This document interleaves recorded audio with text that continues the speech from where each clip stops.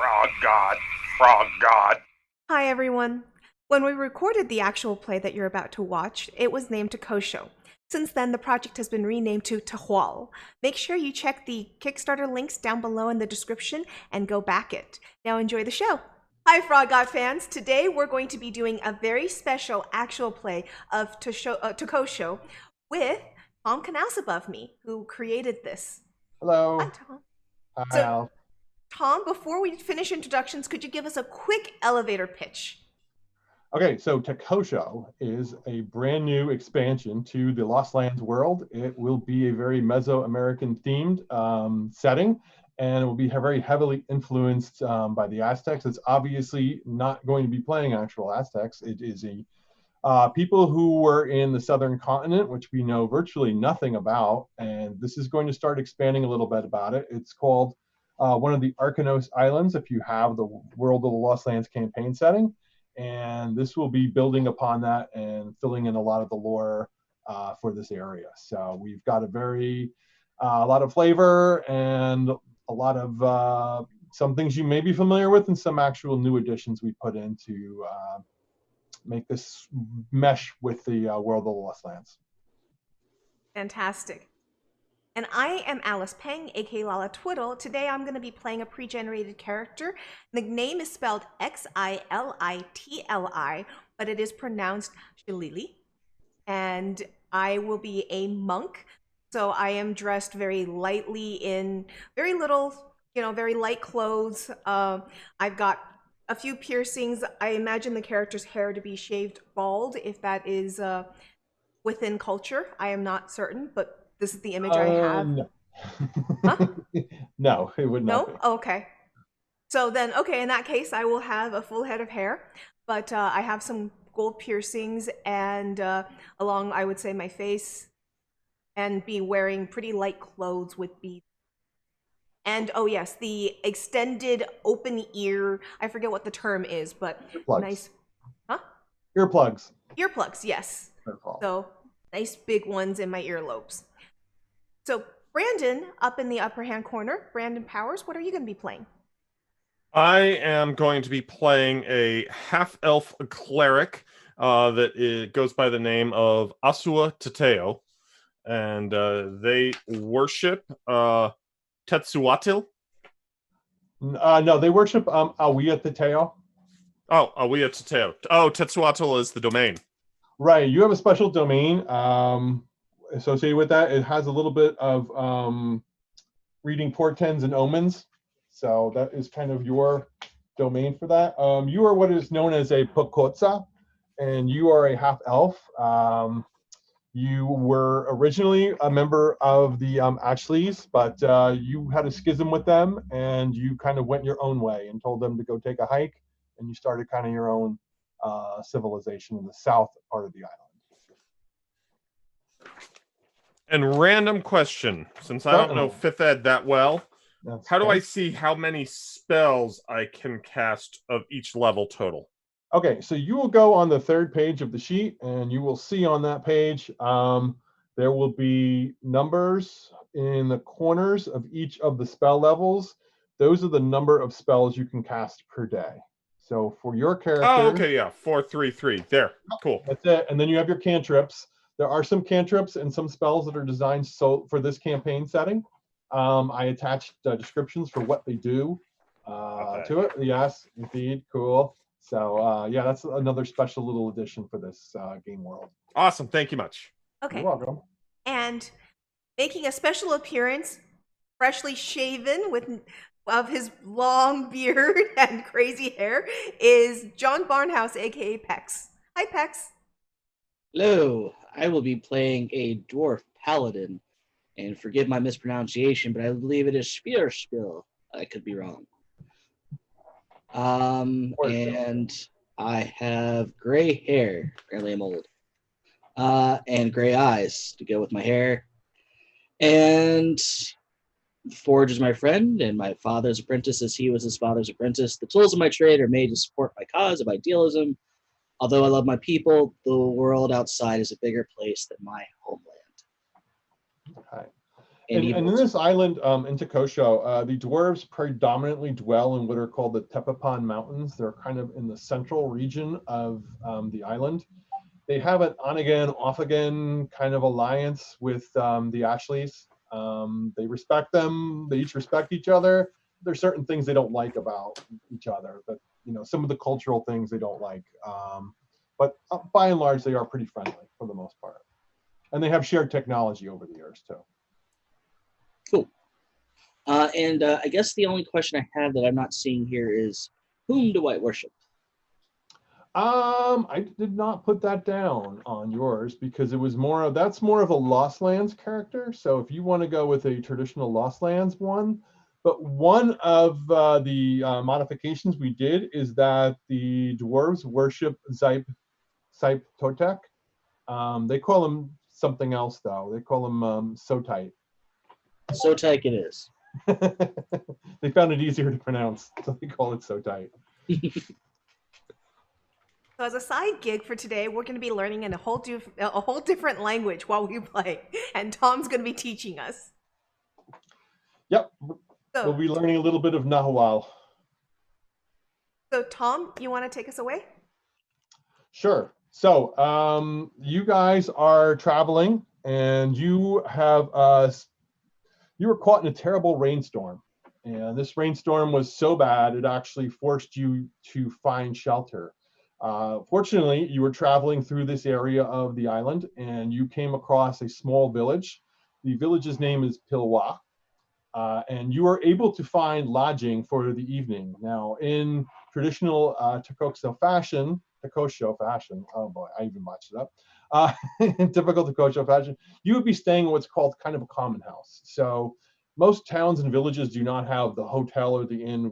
Is more customary in fantasy. It would be more like of a shared residence that's kept open, and the people who stay there are expected to clean up after themselves. And it actually has a nice steam bath in it. Because bathing was very, very important, and using a steam bath was another facet of it. And you also have running water, believe it or not. So water does come into and out of it. So you've spent the night here in this particular longhouse, and morning comes, and you wake up, and the rain seems to have stopped. So what do you wish to do now that you've gotten what you feel to be a fairly good night's sleep? The rain was able to serve as pretty good background noise and let you sleep through the night pretty uninterrupted. So what would you like to do when you wake up this morning, as you were planning on traveling to another city further away? Last night I definitely wanted to interact with the people here and anything that they might have needed, try and assist them with that. I don't know if they have their own holy man or not in the village. So yeah, yes, they do. They actually have a temple of Tehuatl, and Tehuatl would be the god of maize. So they do have one here. They also have small shrines throughout the village. So you can certainly speak to the high priest if you wish to before you retired for the evening. yeah. Did anyone else want to do anything else for the previous night, or? I would have wanted to see if there was music and anybody to dance with. That's something that I would have been interested in doing. Okay. How about you, for Spiel? What do you want to do? Anything? Not in the evening. I'll do something in the morning, however. Okay. Okay. So, Shalili, you notice it is raining outside, so people are kind of indoors. They don't want to get soaked. But you are in the longhouse. There are other people here if you wish to try and see if you can get somebody to dance with you. You notice that there are two other gentlemen here. They appear to be local residents, is the best you can guess. You also see that there's an older man here as well. So I'm going to tell people that the rain creates great drum beats, and it is a great opportunity to connect with nature through the body, and I will start dancing to the beat of the rain then. Okay, make a performance check for that. Sure. Any particular step you want to do? Are you trying to coordinate this with the rain? Yes, I am trying to coordinate this with the rain, and I'm trying to basically do a dance of appreciation for the rain and for the weather because we need the rain in order to have great fertile crops. And I believe that you have the stat modifier program directly into the skill, Yes. right? So the Yep. okay, so 3 performance is totally accurate. I got a 22. I rolled a 19. Okay, so Shillelagh does this amazing dance, and you are able to actually time your foot stomps with the rain as it's coming down. And you see the crowd is actually kind of like, wow. They're kind of, you hear like, there's no way that Lalak would not allow the rains to come after such an inspiring performance. Who are you? Where do you come from? I've never seen you in our town before.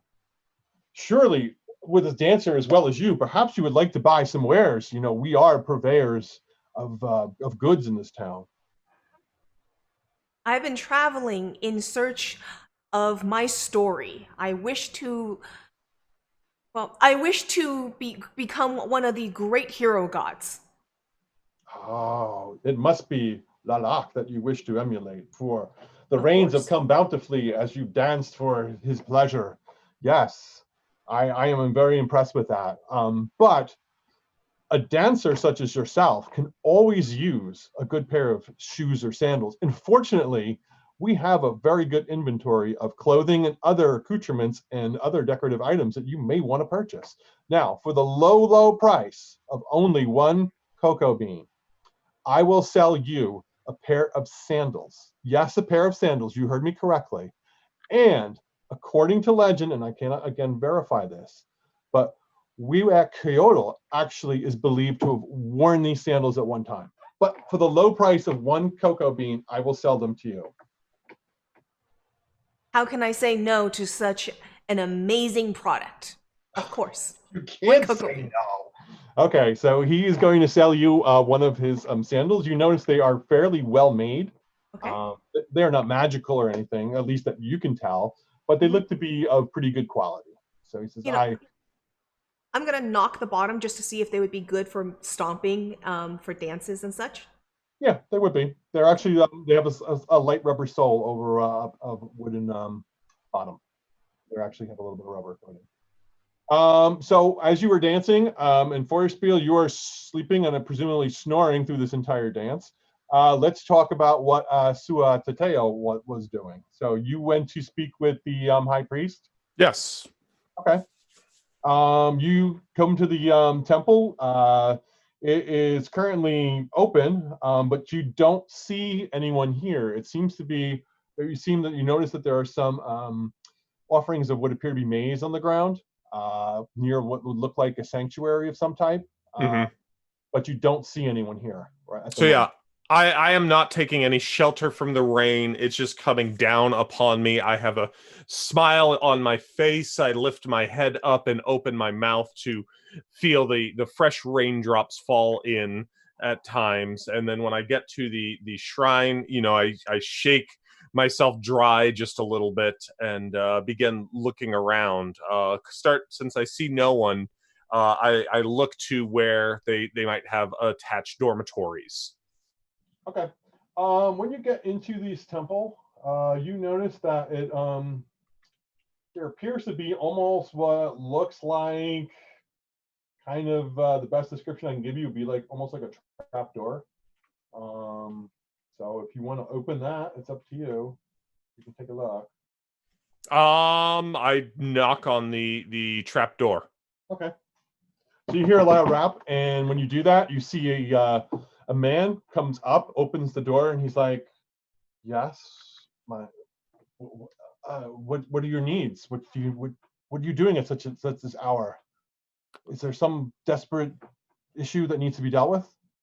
No, I wish to come and partake in the in service of your hospitable village and find out if there was any needs that you might have. I travel with a group. We are heading to the city, and I wish to pay my homage at your temple. And despite the storm that is out, the light does shine upon us all. Okay.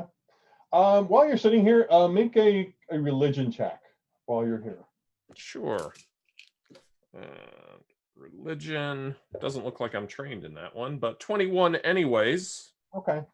You take a look around and you notice that as you're here, although this is clearly a temple devoted to Tehuatl, you also notice that there are other shrines here, like in little niches, to other Ashley gods. So you can recognize them as being their chief god, which would be Huitzilopochtli.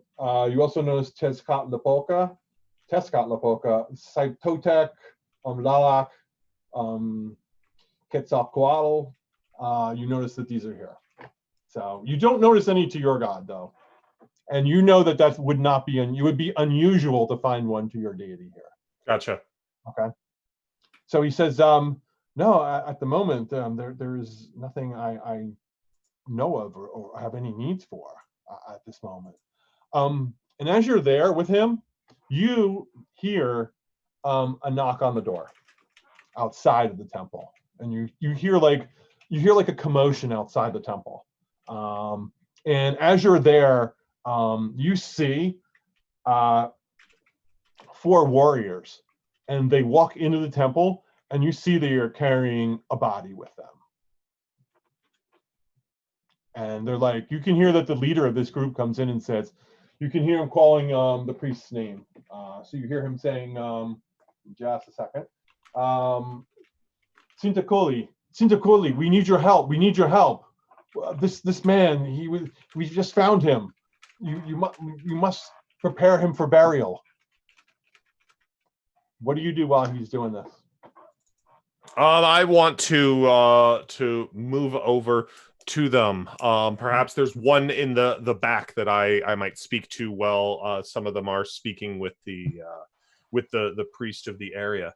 You say that you just found him. Where did this fate befall him, that he has traveled beyond this realm and into the world of the spirits? He was found at home, outside. And you can see, make a perception check. Sure, that one I'm good at. 16. Okay. You can clearly see as they're carrying him in, and you see he's wearing a cloak. You notice that this cloak has tears in it, and you can clearly see there's blood on this cloak. So he appears to have died, in your estimation, a violent death. Okay. How does the population react to the obvious supernatural practitioners, specifically, like great displays of magic that people might do? They're kind of accustomed to it. I mean, they're not like, going to tremble in fear or anything like that. They've seen it before. Now it depends upon the magnitude of it. You're guessing that the priest here is not probably in your caliber, let's put it that way, in terms of his raw power. So if the corpse started talking to us, that would probably unnerve them a little bit. So I might want to wait. Get them a little disturbed. Yeah, okay. I might want to wait until they're not there. Go out and attack you or anything like that. Mm-hmm. Well, I can by all means wait for till I get alone with it. Did anyone see anything coming or going from the man's house? It's obvious that something has assaulted him, and I'll at this point move closer towards the body to begin tending to it and checking it. Well, his spouse found the body outside the house. He had gone outside, and when he didn't come back, she went to check on him, and she found him in this state. And then she immediately, you see that there's one guy who seems to be in charge of this thing. He seems to be like a more powerful warrior. He seems to be wearing like a jaguar, what you would equate with a jaguar knight. So he's kind of like more of like a military authority here.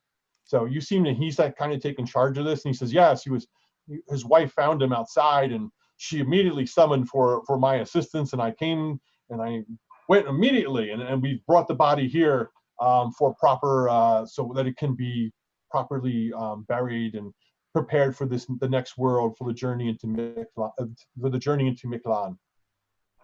That's what he says. How long ago did he walk out into the wonderful storm that is upon us? Maybe an hour ago. I mean, you estimate he's only been dead for maybe an hour at the most. It's fairly recent. Do either of my companions, or either of them medically inclined? Feuerspiel may have some. I don't know about Shalidali. No, not really. No? Okay. Less Oh, no, I scientific, have- more of a pray and hope. Okay, I've got that pray and hope and a little bit of the practical skill wise. Working with the body, I just want to see what kind of wounds this might have been caused by. Okay.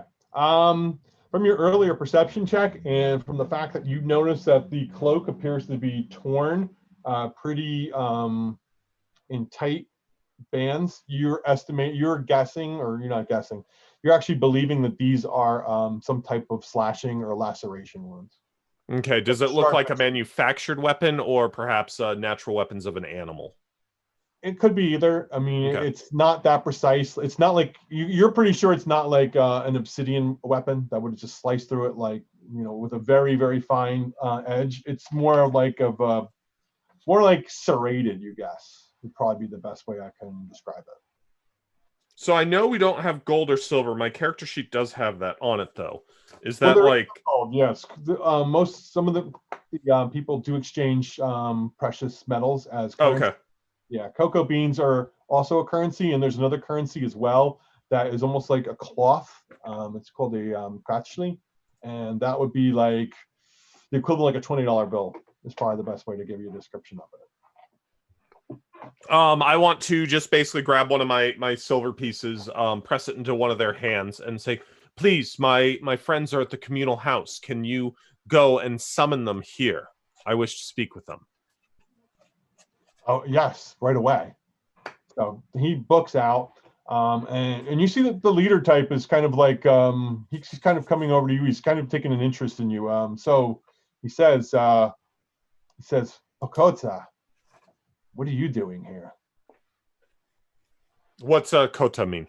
Okota is a half elf, and that is what you are. You are like you come from the southern part of the island, so you had a great schism with this political faction. It's kind of like mellowed over the years, but it's still a little bit like, there's still a little bit of tension involved with it. So, I mean, it's not openly hostile. It's just kind of like he's just questioning you. I give him a broad smile and I say, "I wander the lands. I am currently on my way to the city when this fortunate rain did allow me to drop by your very nice village. I have been enjoying the sights, the sounds, and the smells, even though many people take shelter from the storm. I came here to the temple to praise the gods, that I may say that I have once been in the presence of this temple. And here I have been fortunate enough that fate has deigned that I should be involved when you would bring this man. Certainly you and I, we have been bonded together by that fate. We are brothers in their eyes, and it is my pleasure to meet you." You may worship our gods here, but do not worship yours here. If you wish to pay homage to the hero gods who liberated us, then by all means do so. But please keep yours to yourself for now, if you don't mind. By all means, I seek not to bring schism between us, but instead to join our faith together, for me to learn more and to praise those heroes that did raise you all up. Okay. Well, as you can see, I've done my preliminary investigation. It appears that this poor unfortunate man, his name is Ziwa. He was murdered apparently earlier this evening. Now, I don't know by whom.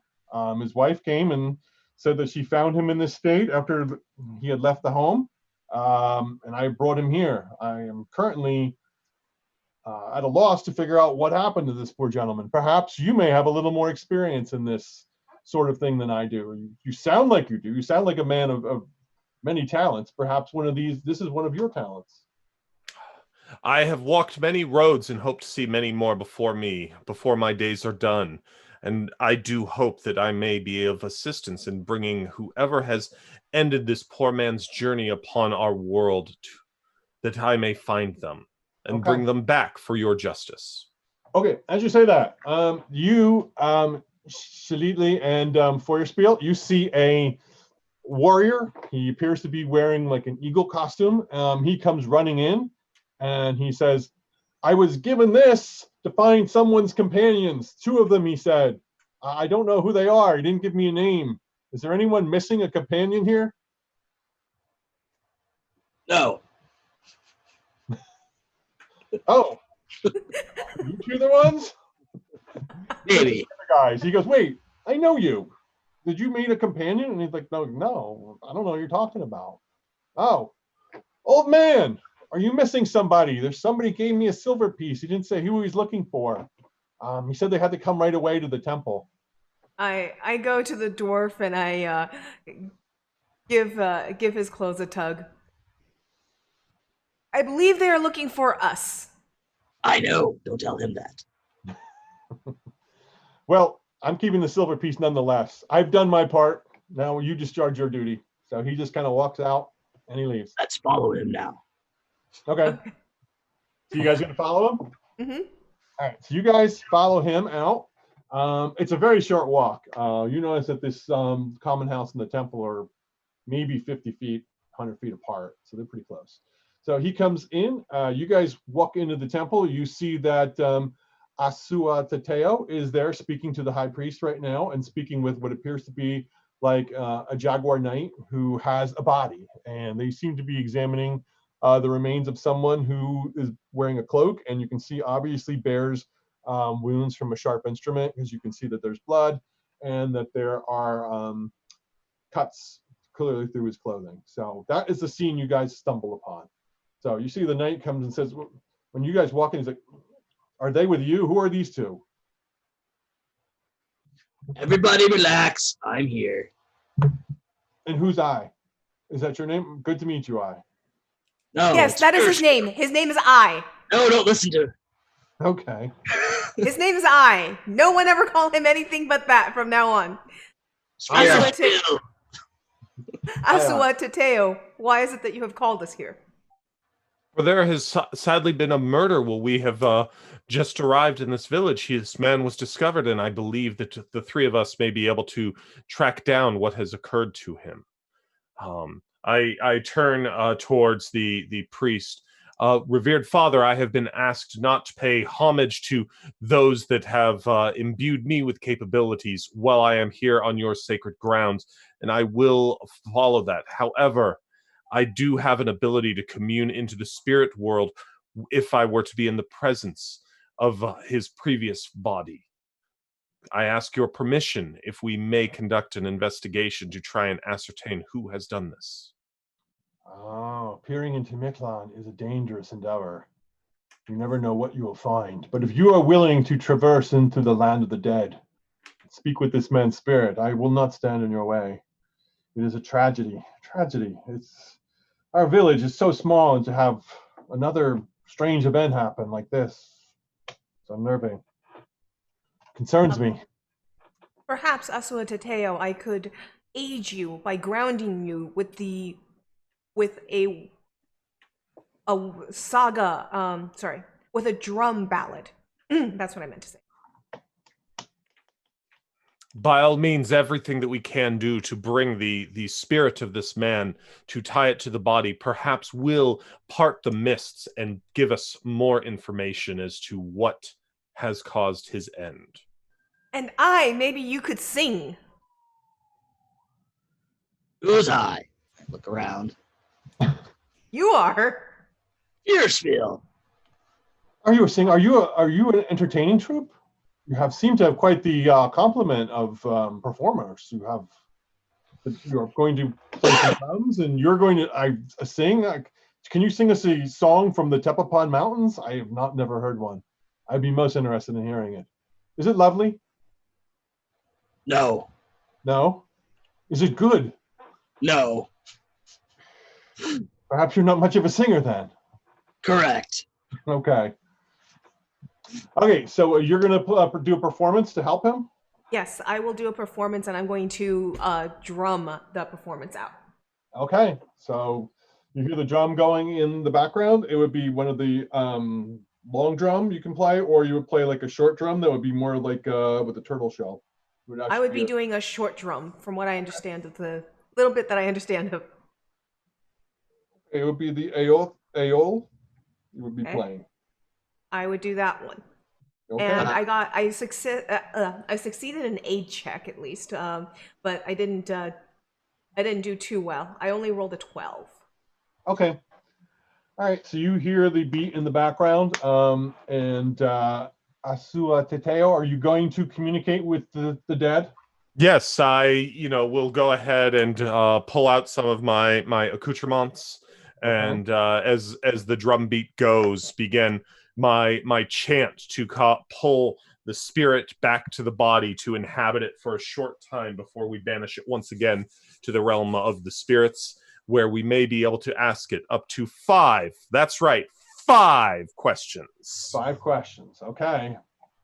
Make them count. Is I's name I? Yes, that's 1. Next. I'm sorry.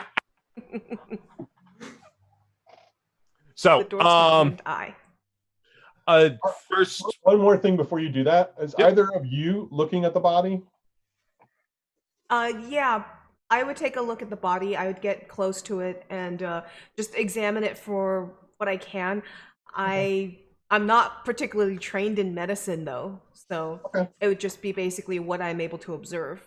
Okay. Both of you then make a perception check if you're going to examine the body. Sure. 8. I see nothing. You look it over and you're like, it's kind of a nice cloak. I got a good old 6. So I can less. You disagree. You think the cloak is kind of ratty and you really wouldn't want it.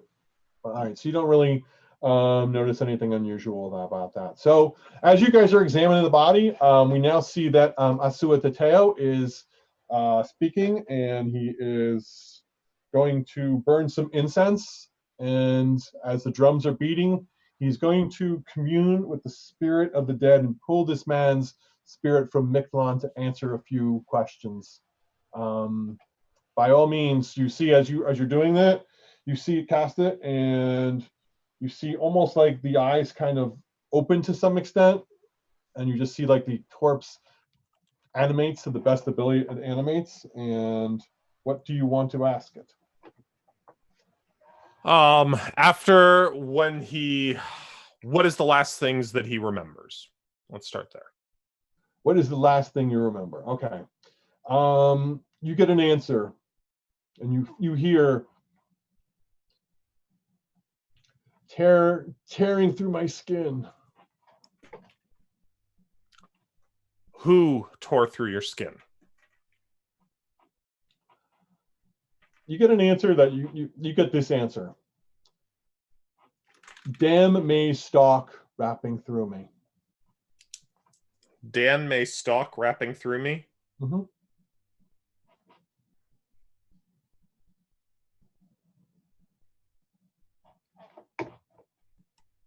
Where were you? Near the farm.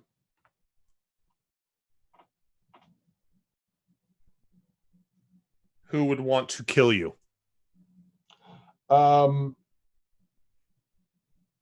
Sometimes my wife.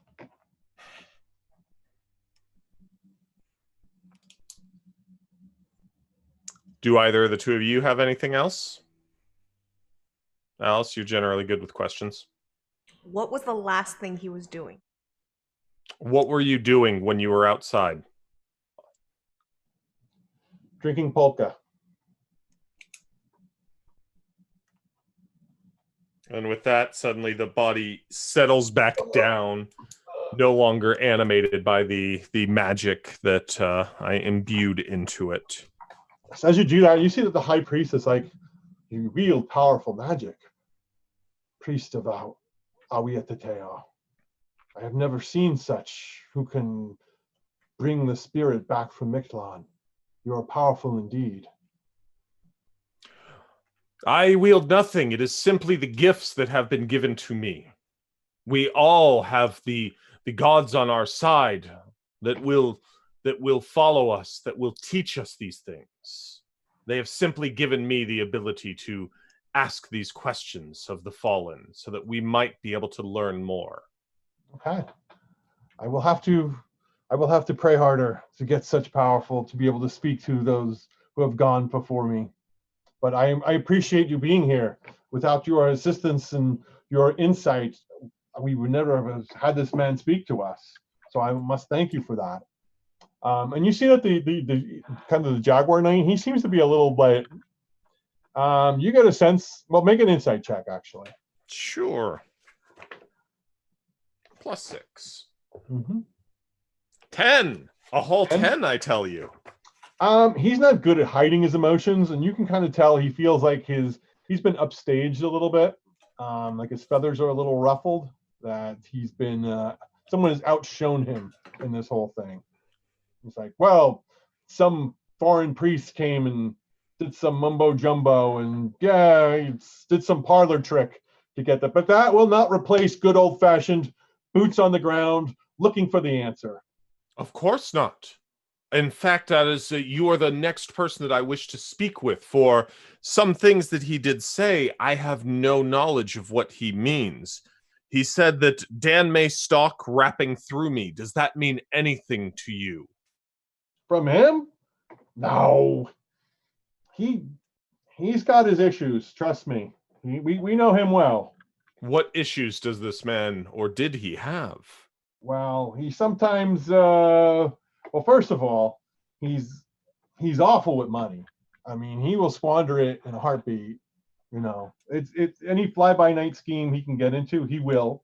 He also tends to well, he tends to sometimes dabble in things he shouldn't be dabbling in. Let's just put it that way. What is polka that he drank? Polka is the fermented sap of the maguey plant, so it is an alcoholic drink, and it is. And he tells you it's one he likes to drink a lot of.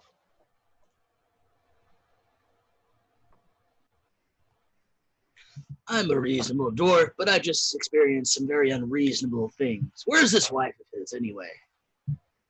Oh, she lives in her home. It's not far from here. If you Why want is to go, she here mourning her husband? Well, you know, she stayed back. She just came and summoned me. I mean, what can she do at this point? You know, she got the proper authorities. Me, I'm the proper authority here. I told her I would take care of everything. Did she seem sad when you talked to her? Yeah, she seemed obviously upset. Indeed.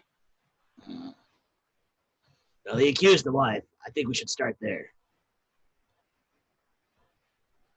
By all means, she may have some insight into his current finances and the troubles that he unfortunately stumbled into this day. Or killed him. Mm. Okay, so when you ask him a few other things too, he also mentions that he says that when he arrived on the scene, he and his soldiers kind of fanned out throughout the area, but they didn't really see anything that led them to find any kind of clues or evidence. Mm-hmm. They didn't find any like something left behind by whom they presume is the killer or anything along those lines. When he was talking to you about the couple, he also mentioned that he tells you that, look, they had problems. They were always fighting about something. And the story I got from his spouse, Isiwa, was that they had an argument and that he left and that she didn't hear anything until she noticed that he hadn't come back. But, she appeared to be generally shocked by this. She didn't seem to be hiding, like concealing that she wasn't upset about it.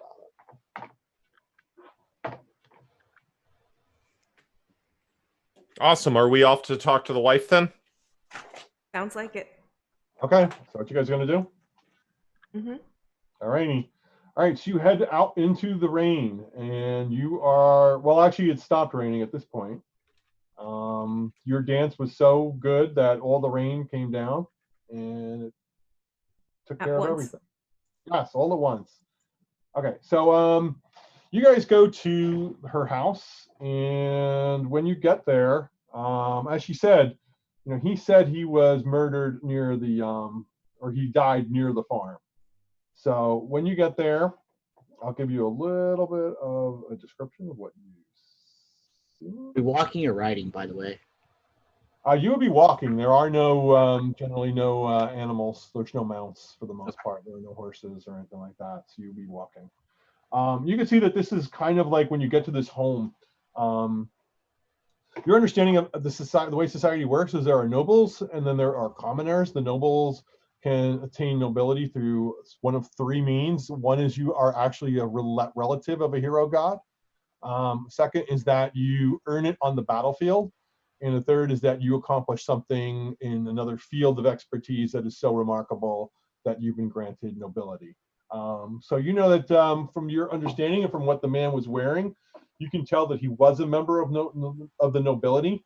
But when you get to the house, it kind of seems to be modest compared to what you would expect for somebody who is who both come from noble families. It's really not that much larger than the commoners' residences that are outside beyond it.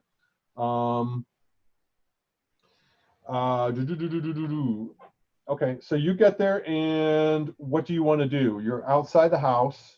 When you get to the house, you notice that there is an actual dwelling, and you notice that there is like the dwelling sits about 100 feet or so from the farm, where you would see like the maize is growing and everything like that. And when you questioned him before, he did say he was killed near the farm. So do you want to go right to the house? Do you want to look around? What do you want to do first? Did the Jaguar Warrior come with us, by the way? No. Okay. Are any of us good at tracking that kind of thing? I am not. Nope. +2 in survival, if that counts. Yeah, +3 for me. Take a look. The new sandals that I bought, by the way, I'm going to offer them at this point to Asua Tateo. Okay. I will pull them out and show them to you. A merchant sold this to me in the Longhouse. It seems of fine quality, but I can make no use of them. I thought you might be able to. Well, everything comes and goes at a certain time. My shoes are still good, but for this woman, perhaps hers will not be. She has lost a breadwinner this day. Perhaps we can give this as a condolence gift to her. Would that be culturally okay? Yeah, that would be fine. Okay. Well, offerings were common. Okay. Then I'll keep that for that. Okay. Because I'm wearing magical sandals. Right. You have the sandals of the Mitote. Mm-hmm. Okay, cool. All right, so you guys are doing what then? Are you looking around or are you going right to the house? I want to look around a little bit as we're approaching, not spend too much time so she wonders why 3 people are, casing Wandering the joint. Okay. But I'm looking for basically where this probably occurred, if we can see that, based on the trauma that you described. I'm assuming there's going to be some blood, even though the rain has kind of washed some away. Okay. And in addition to looking for the blood, I'm going to be looking for any drinking vessels, because he was talking about the fact that he was drinking polka. So I'm assuming that the drinking, the cup or whatever, is discarded at the scene. Okay. All right. And I would just like to call out and say, this is Fearsville, talking to whoever's in there. Come on out. Is that what you're saying? Yeah. Okay. Let's deal with our searchers first. So you guys are going to walk around the area. Make a perception check.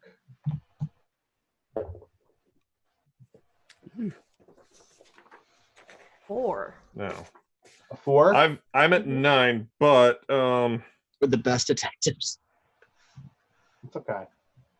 search action relying on wisdom. Shalili, make that check with advantage, actually. Oh, okay. Hey, not 20. Seriously. Here, there's right there. I believe you. So I believe 22. you.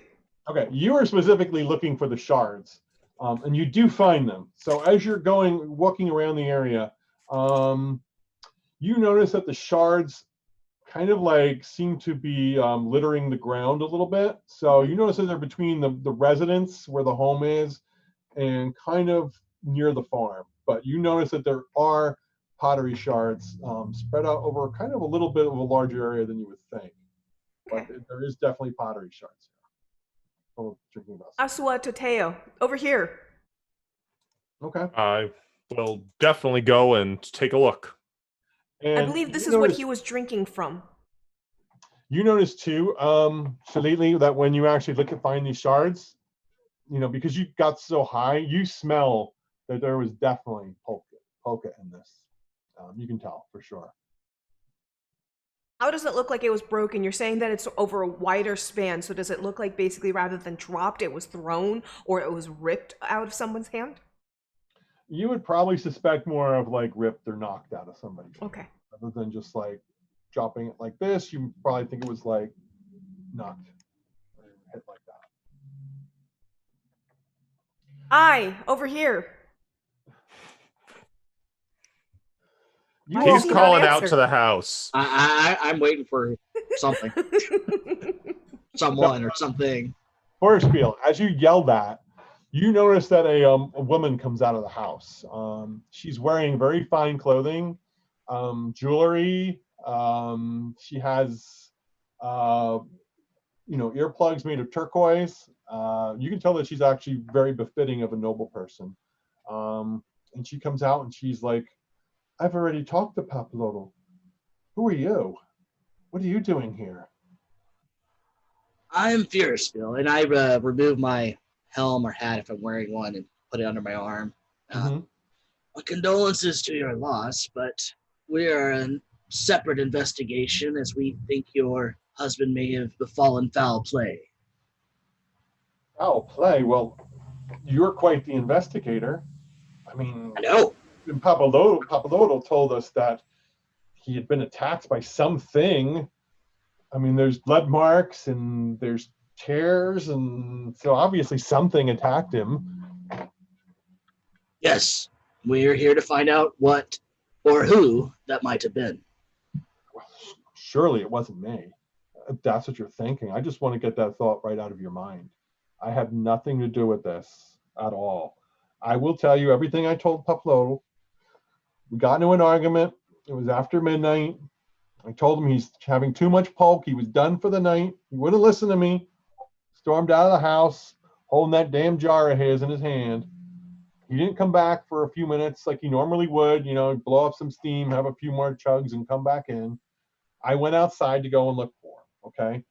In the moonlight, when I was outside, I saw him. He was lying face down. I presumed he just passed out, but when I went closer to look at him, I noticed that his cloak was soaked in blood. And there was rips in the fabric, and I can see there were rips in his flesh. I mean, I tried to see if he was alive, but it was obvious he wasn't breathing, and he was clearly dead. But whatever was killed him must have been still out there. So I made sure that I rushed to grab Papalotl. He's the one who fights. He's the brave and strong, warrior. He would go and fight this and investigate this kind of thing. But even though he clearly, died a violent death, I heard nothing until I went and found him. And that is what I told Papalotl. I told him all of that information. I had nothing to do with it. You're free to search my hands, search whatever you want to search. I had nothing to do with this at all. Nothing. Okay, we will. But did your husband have any other vices other than the drink? What do you mean? Things he did to excess or gluttonized? Well, I told you that he had too much polka for the night. I don't know what else you're talking about. What? Are you insinuating something? No, simply asking. Hmm. How do you want to ask her? Are you trying to persuade her? Or are you trying to kind of? I'm trying to get some insight if she's lying or telling the truth, if I can tell at all. Okay. I want to, by all means, when she's coming out, I'm gonna go pay more attention to that than the scene because I am not a crime scene investigator. Okay, Shalidi, what are you going to do? I'm going to also go and join them at the house. Okay, no problem. All right, so you guys come up and you see that she's already engaged in a conversation with Feuerspiel.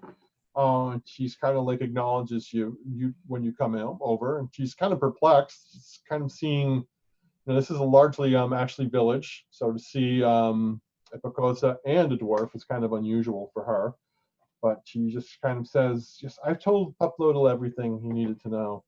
I mean, I just want to assure you, I have nothing to do with this. Yes, I admit, I acknowledge we had our problems, we had our difficulties, but we always were working through them, and I have no reason to harm my husband. Why would I hurt him for? I have no reason to do this." You described her as being fairly well dressed. The other two noticed his cloak specifically. One thought it was nice, one thought it was junky. Yeah. Her dress seemed to be at disparate odds with the way that he was dressed. Yes. You can tell that she goes through much more effort to wear the proper, accoutrements and accessorize properly and wear the best clothing. She seems to be more into that than he was. So he seems to be more like dressed like he would be for going to sleep, whereas she's dressed more for, still hosting visitors and, meeting people. What type of farm are we on? That predominantly grows maize. Okay. Yeah. So, Aswa Tateo, perhaps you should present these sandals. You may know a better way to present them properly than I would. But Actually, on second thought, you bring joy into our hearts, and at a time like this, joy is needed. Well, good widow, I would like to present you a gift to show our grieving, our condolences for your loss. Oh. These are finely made sandals, and like you said, they were finely made. So hopefully she likes them. And by all means, I'm interested in the insight check and the way that she was interacting with I. Okay. Spear spiel. Is it Yes, spear spiel? No, fear spiel. No, fear spiel. Fear spiel. Or spiel. Fear spiel. Okay, that's a 23. Okay. You can, by your best guesstimation, you feel that she was pretty sincere in everything she said. You did not get any feeling she was deceiving him or lying or concealing anything. So you present the shoes, the sandals, and she says, "Oh, these are lovely. That is so thoughtful of you. Thank you so much. I knew that Mishak was selling these, and I had my eye on them. So I'm amazed you found another pair somewhere else. Where did you get them from, by the way?" Misha. Oh my, that's so. He gave me a good deal for them after my performance. Oh, well, don't listen to that, but these are beautiful shoes and I love them. Thank you so much. Let me try them on actually. And you see her kind of put them on and kind of like, poses with them and says, "What do you think? Did they look good?" They look amazing. Thank you so much. I appreciate it. How old does she appear to be? You're guessing she's probably mid to late 30s. And the way that you're presenting her, she seems far more happy with shoes than probably somebody that lost a husband that they would be grieving over. Uh-huh. A little bit. So, do you have any children around the property? No, we don't have any children. I'm going to say that I'm going to go back out to the field and look at the scene, but instead I'm actually going to go around to the other side of the house because I want to see if she has been entertaining a male guest. Okay, you can do that. So you're going to go around, you're going to stay with her? The rest of them are staying, and I'm going to sneak off. Okay, so you go outside. You're going to go around the other side of the house, looking around. What specifically are you looking for? What are you looking for exactly? I'm looking for signs that another male might have been in the vicinity. that if given that she is way too happy with the sandals, given that her appearance and dress, it seems that she might have been entertaining options. I'll put it that way. And I want to look for maybe footprints of him sneaking in and out of windows and similar things. Okay. All right. So make a survival check for that. So you're going to go like around the like near the areas right around the house is what you're saying. Okay. 18. Okay. So you search around those areas and you give them a thorough scouring. And despite your best efforts and your suspicions, you do not find any tracks of somebody coming in or out of the home. While we're talking with her, I'm going to go ahead and let her know. After your departed husband was brought, I was able to commune with his spirit to speak with him about some of the things that did befall him. And fortunately, he told you I didn't do it. And that should be the first thing he told you, right? Was that your name did come up while I was speaking with him. And I'm kind of just looking for the reactions that she might have. He told you how much he loved me? We did not speak of love at the time. Oh. I also did hear that he has had some troubles with money. Well, no, I don't think so. We live pretty well, as you can tell. I do see that there are many trappings of wealth here. Make an insight check when she says that.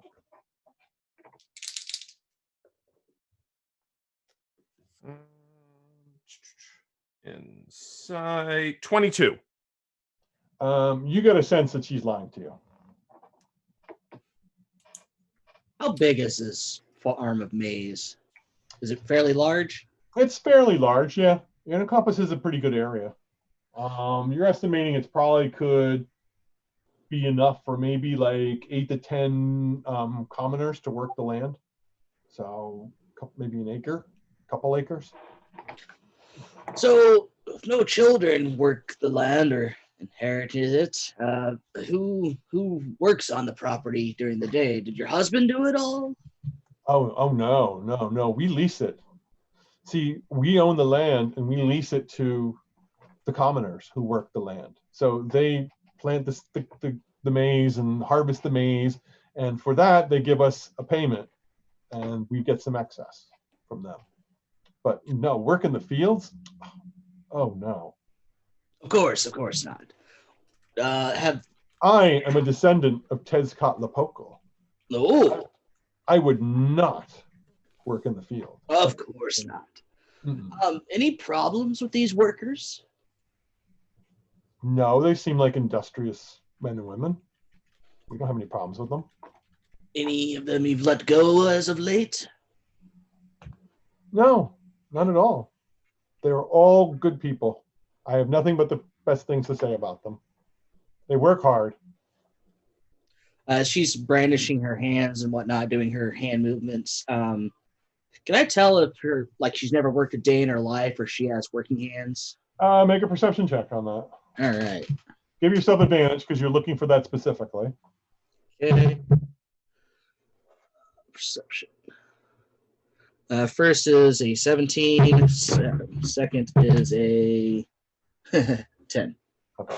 You look at her hands and you can tell that they appear to be very well maintained, very manicured. To your best estimation, no, she's never worked a day in her life. Okay. Yeah. Are you coming back, Shalili? Yes. Okay, so you're returning. Asua Tateo, are you doing anything? I just want to continue talking with her for a little while, asking her what, if she noticed anything around that same time, stuff like that. Okay. No. As I said, as I told Papalotl, we had a fight. He went outside, presumably had a little more polka. And next thing I know, he didn't come in. I went to check on him and I found him dead. That was it. I mean, I mean, oh, I know. That's my cat. He likes talking and likes being part of the game. There he is. Her cat seems to be very noisy, all of you. They perhaps if we had speak with animals, we might be able to find more. Yes, he's a jaguar. So no, so that's basically what she's told you. Yeah. So she's mentioned the commoners.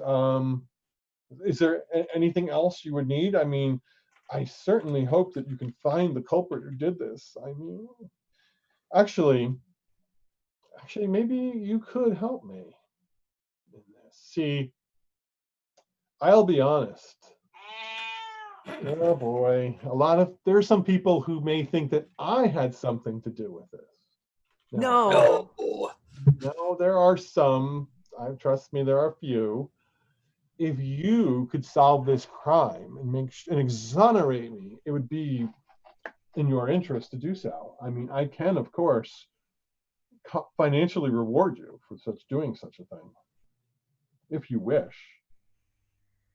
What say you to my offer? Rewards come to each of us for the actions that we have been part of. I agree to do a full and precise investigation. You speak in riddles. I do not understand some of them. But perhaps you can understand this. And you see her takes out those turquoise earplugs. She says, if you can exonerate me of this crime, I will give these to you. Make sure it is a full exoneration, of course. I mean, nothing less. You must unmask the culprit. Simply saying that I did it and didn't do it is not going to be enough. I need you to find the guilty party. Oh, we'll find the guilty party. Oh, excellent. Then I presume that you have accepted my offer? No. No. I will do what I see as fit in the investigation. What was that? There's much more value to the immortal word and the immortal and my immortal legacy than your earplugs. Oh. I'm above bribes. I just want to find the guilty person. Okay. What kind of name would I make for myself if stories of me were to be told of me taking bribes from women like you? No, I will not do that. If you are innocent, I am sure it will come out in the story. If you are guilty, then all the better or worse for the story. I am not an ordinary person. I am a Tehuatl. I am a descendant of Tehuatl. I am a noblewoman. So I am not just a regular person. Come on, Kat. Come on, Santini. Perhaps we could discuss this over tea, I guess. Inside. Tea. What is tea? Or drink. Hot cocoa. Yes, hot cocoa would be the perfect drink. That would be what you would have. Very Bitter well. hot cocoa, not sweet. Bitter hot cocoa. Yes, they did not put sugar in it. With heat though, with spice. Yes, or you could put honey in it too. Yes, honey or spice, but no sugar, no cream, no sugar. Honey or spice. No sugar. Yep. So if you wish to have a cocoa, she will bring you inside to offer you a cocoa, if you wish. And is there anything else you would like to speak with her about, or are you kind of do you wish to move on? If we're Well, just to rule you out entirely, why don't you tell me all about you while my friends here go look about the house? All right. So what do you guys want to do then? You've sat down. She's had cocoa with you. Look around the house as best as we can while we're interacting with her, just for anything that might seem out of the ordinary. Ask questions about things, things like that. Okay. Make a perception check when you do that. And I'm definitely looking, again, suspicion that she might have other that she might be doing stuff. And I'm also looking for markers of sentimentality that she might be keeping around the house, knickknacks and such that would be marks of sentimentality. Okay. I'm indulging her about her life story, trying to be truly interested while they're asking questions and poking around. You say you're a descendant of the hero gods. Tell me more. Do you have a pamphlet? Oh, she tells you much, much more than you ever wanted to hear. So she tells you how, Really? descendant of Tezcatlipoca, that she is born to nobility, that Wow. she would never ever work in the field, but she respects the commoners who do work in the field. They pay her on time. They're very respectful. They give her the excess harvest so that she and her husband have food. She sells a little bit of it. As you guys like poke around the house, what did you get on your perception checks? 16 total. 22. You don't notice like any markers of sentimentality or anything like that. You don't notice like, artwork that would suggest that they're together. But you do notice that the house is kind of sparsely furnished for a noble dwelling. Because all the money's going to her jewelry. Jewelry, clothes, and keeping her happy. Could be. You notice that, and like I said, it is kind of sparsely furnished. And you also notice that, like, as you're looking around, you notice that repairs and other things that should be done seem to be neglected. So And you notice that, like some furniture looks damaged, and instead of replacing it, it just like stays that way. Or Ask about that, because just try, basically, ask about it nicely, but if it's something that kind of irks her about it, she might let slip that, he never did anything, and that's the reason that I asked Bruto to come over and, fix the plumbing and such like that. Okay. All right. When you do that, make a persuasion or an intimidation check when you do that. Which do you prefer using? How do you want to couch it? So you're going to just try and... I'm trying to be nice with her by all means. And so by all means, persuasion. I don't know if others had different tacks. No, I'd be doing persuasion as well. You brought it up, so you get to roll. 21. Okay. So when you say that, she says, well, our finances aren't the best. I mean, yes, I acknowledge, my husband was a spendthrift, spent too much on pulque. When somebody gave him a story for investing in something, he'd give them our money, and of course, nothing ever came of it. We lost it all. He would be swindled, scammed by whoever marched through town and said they can do this, they can do that. And he would, say that as well. Would they have been an arranged marriage? No. Okay, because I know that in that culture, for nobles, in certain times, it was the women were essentially sold off. So she wasn't, because she's claiming she's noble. Okay. How did you? Go ahead. No, go ahead. And in this culture, is it unusual for her not to have children? It would be unusual, but not unheard of. Oh, okay. Yeah, so it's it's not the norm, but it's not like a stigma or anything like that. How did you meet your husband, and how did you come to marry him? Well, he is a nobleman too.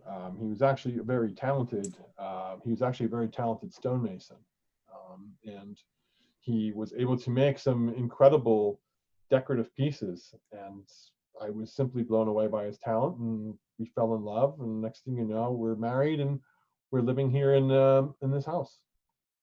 Did he continue with his work? By all means, if he was a gifted stonemason, that is something that should be constantly worked with.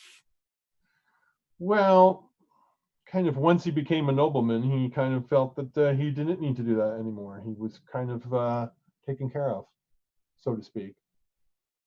Do either of you have family nearby? No, unfortunately not. Friends? Yes, I know many people in town. I know many people in the village. Who's your best friend? Who is my best friend? Well, I did run to Papaloto when this happened, so I would probably say I know him the best. And that's the Jaguar warrior that was unhappy that I was doing stuff, right? But other than that, well, He did have a tendency to spend money on something else, but well, you know that in this culture that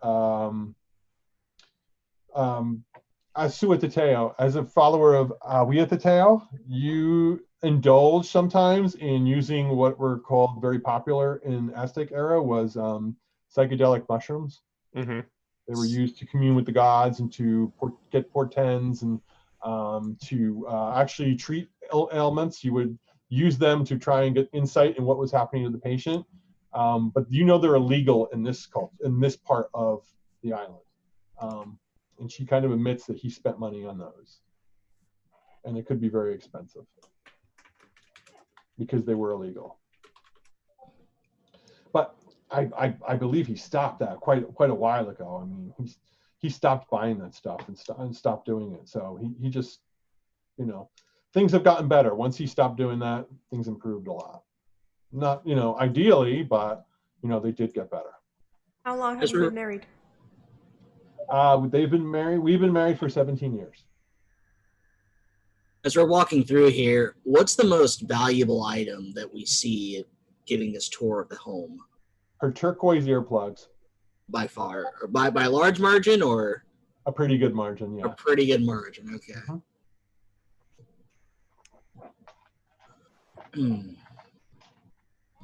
Well, can you give us a list of your workers that are currently working?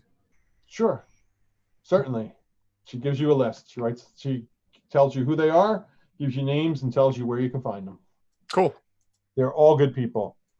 I must admit, though, the evening has worn on quite long, and I have many thoughts in my mind. I need to retire for the evening.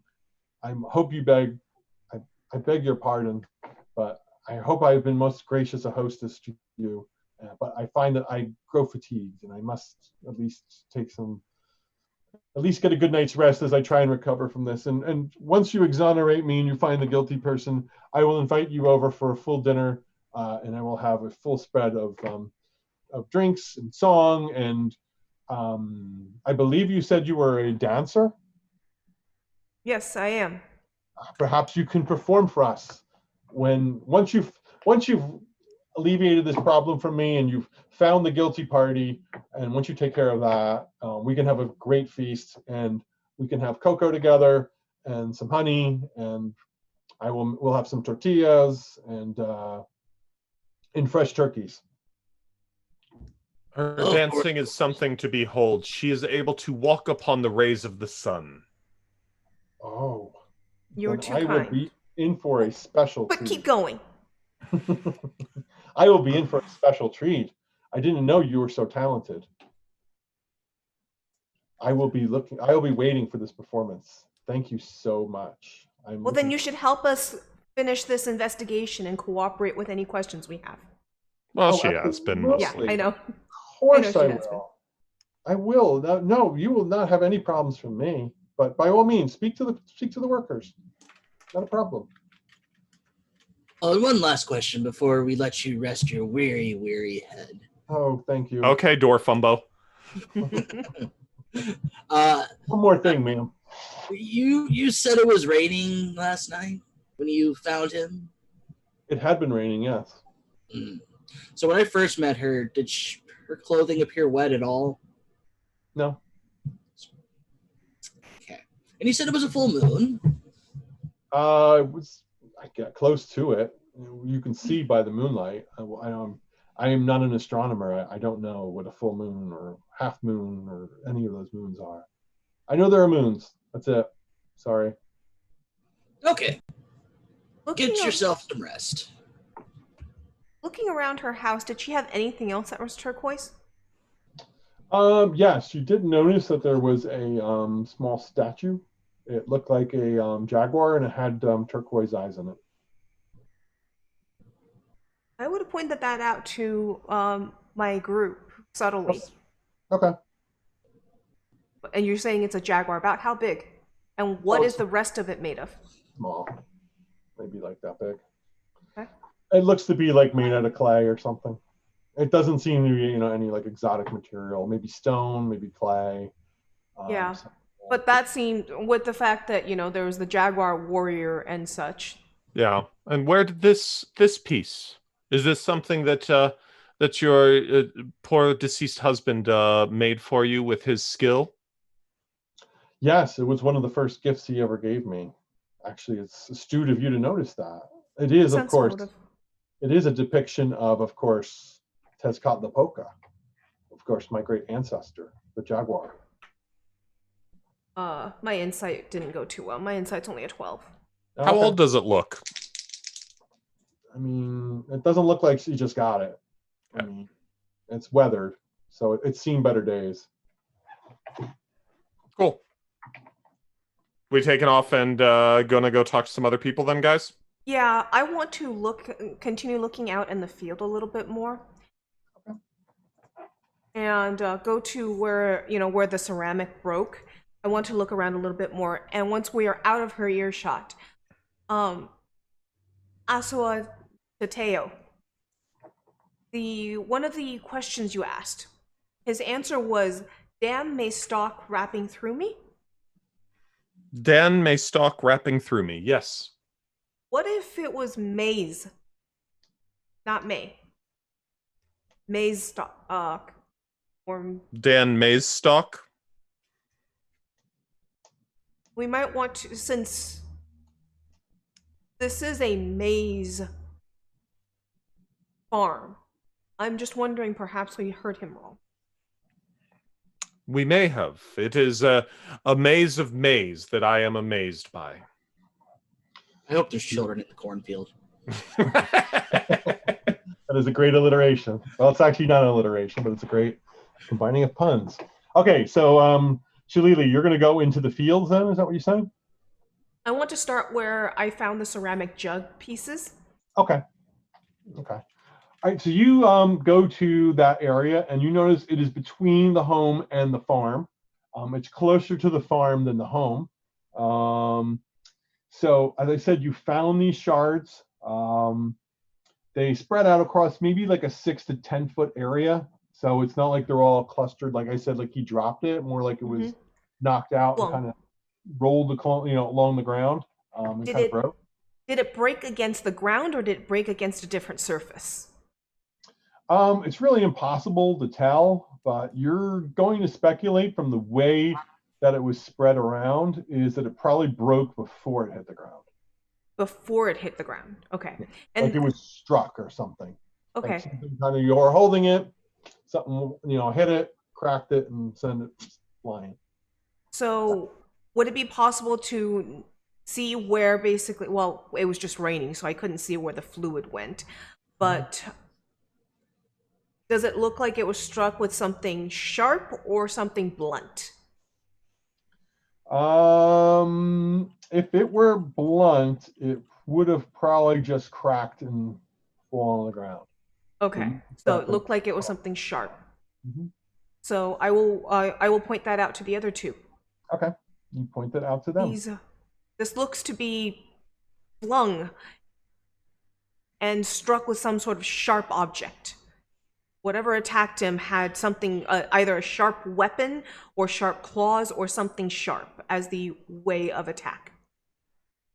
The method of attack that I saw upon the body and when I investigated it did not seem to be from an obsidian blade, but it was hard to tell. The damage was fearsome to him. I didn't notice that he had been eaten though, right? No. Yeah. Did not appear to be but eaten. He did not seem to have been preyed upon by an animal. They took no sustenance from his body. This would lead me to believe, by all means, that there's something much different going on. Okay. Are you heading to the field too, you said? I'm interested in checking out the field. If other people think it's a dead end, we don't need to. Okay. The field's fine. We should probably talk to the workers and canvass the area and see if anybody saw anything. Agreed. Okay. I'd like to go. They can go to the fields. I have no interest in that. But what I'd like to do is go over to where the body is and use my ability of divine sense. Okay. So you're going to go to where the body was, or where the body? The murder site itself. Okay. Okay, so let's do the field first, and then we'll come back to. I'll go and be hitting Alice and I with guidance periodically, so that within a minute we can do a D4 onto checks. And okay, so you guys come into the field. You can tell that the maize is growing. Probably it's about 7 to 8 feet tall, so it is approaching harvest season. You notice that as in most cases, the field is fairly uniform. So it's like rows of maize that are planted. They would have put stakes down to mark it out to make sure it is pretty uniform. Make a perception check, though, when you guys get to this field. don't forget your D4, Alice. Oh. Which brought me up to a whole 15. I rolled pretty bad, but Okay. my D4 almost rolled as high as my D20. My D20 rolled a 19. My D4 rolled a 4. So let me look at what my perception is. 2. So that's a 25. Okay. All right. So you go into this field, and when you enter the field, you notice, Shalili, something unusual. You're kind of like looking, and you see that where the maize is very uniform and ranged in rows, you notice that there is actually a cavity between the rows. Like it's probably a deep hole, maybe 1.5 to 2 feet deep. It's about 45 feet from where you found, I believe, the body was.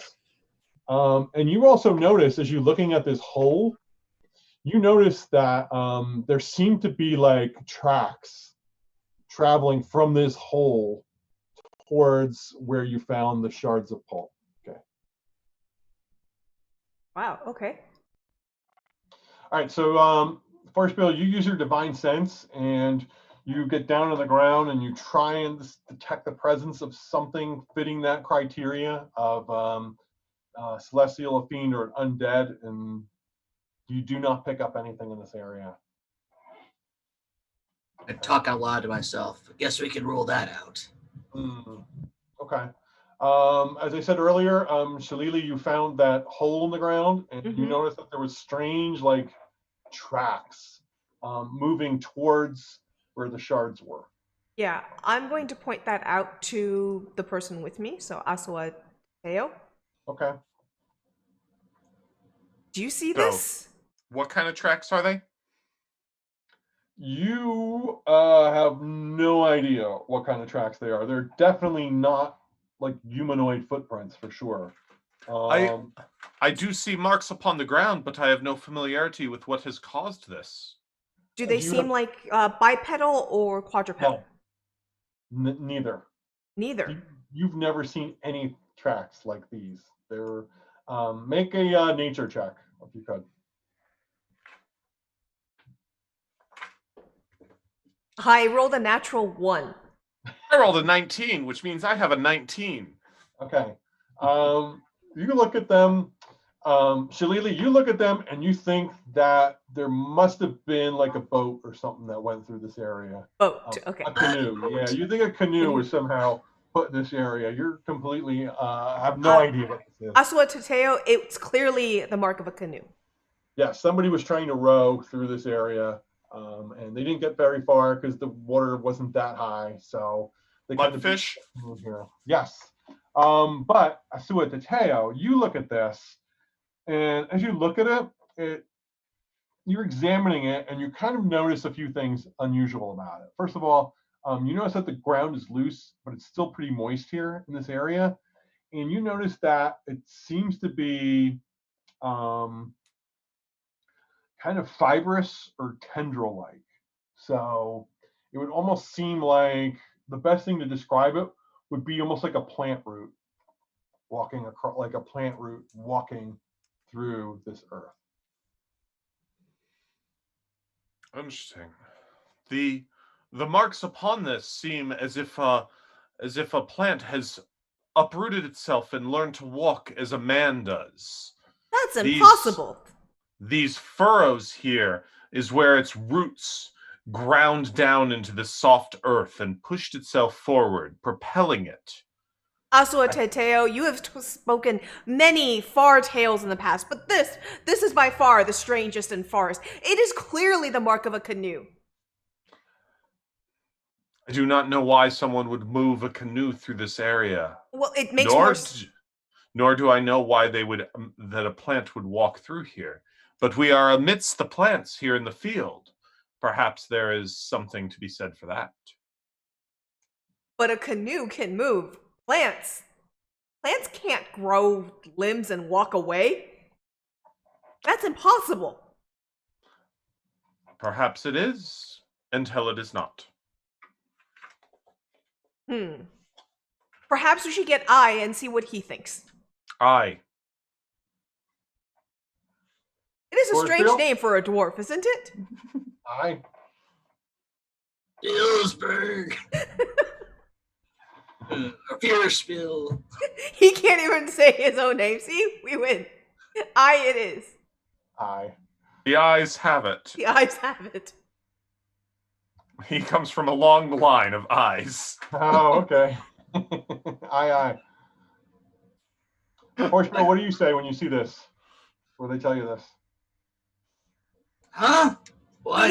We need you to break. We need you to break a tie. Do you think a canoe went through here, pointing out the divot and the tracks, or do you think, much less likely, and impossible, I'd like to note, that a plant uprooted itself and started walking out? Are you crazy? Is that your problem? No, I am not crazy. Although, I must say, the idea of defeating a great walking plant that has come to life is a great tale. Perhaps we should go with that story. Like I told my last wife, honey, I never walk faster than I can see. Besides that, it's all in the reflexes. That's Well, my answer. What is it you think walked through here? In this hole in the tracks here? The murderer.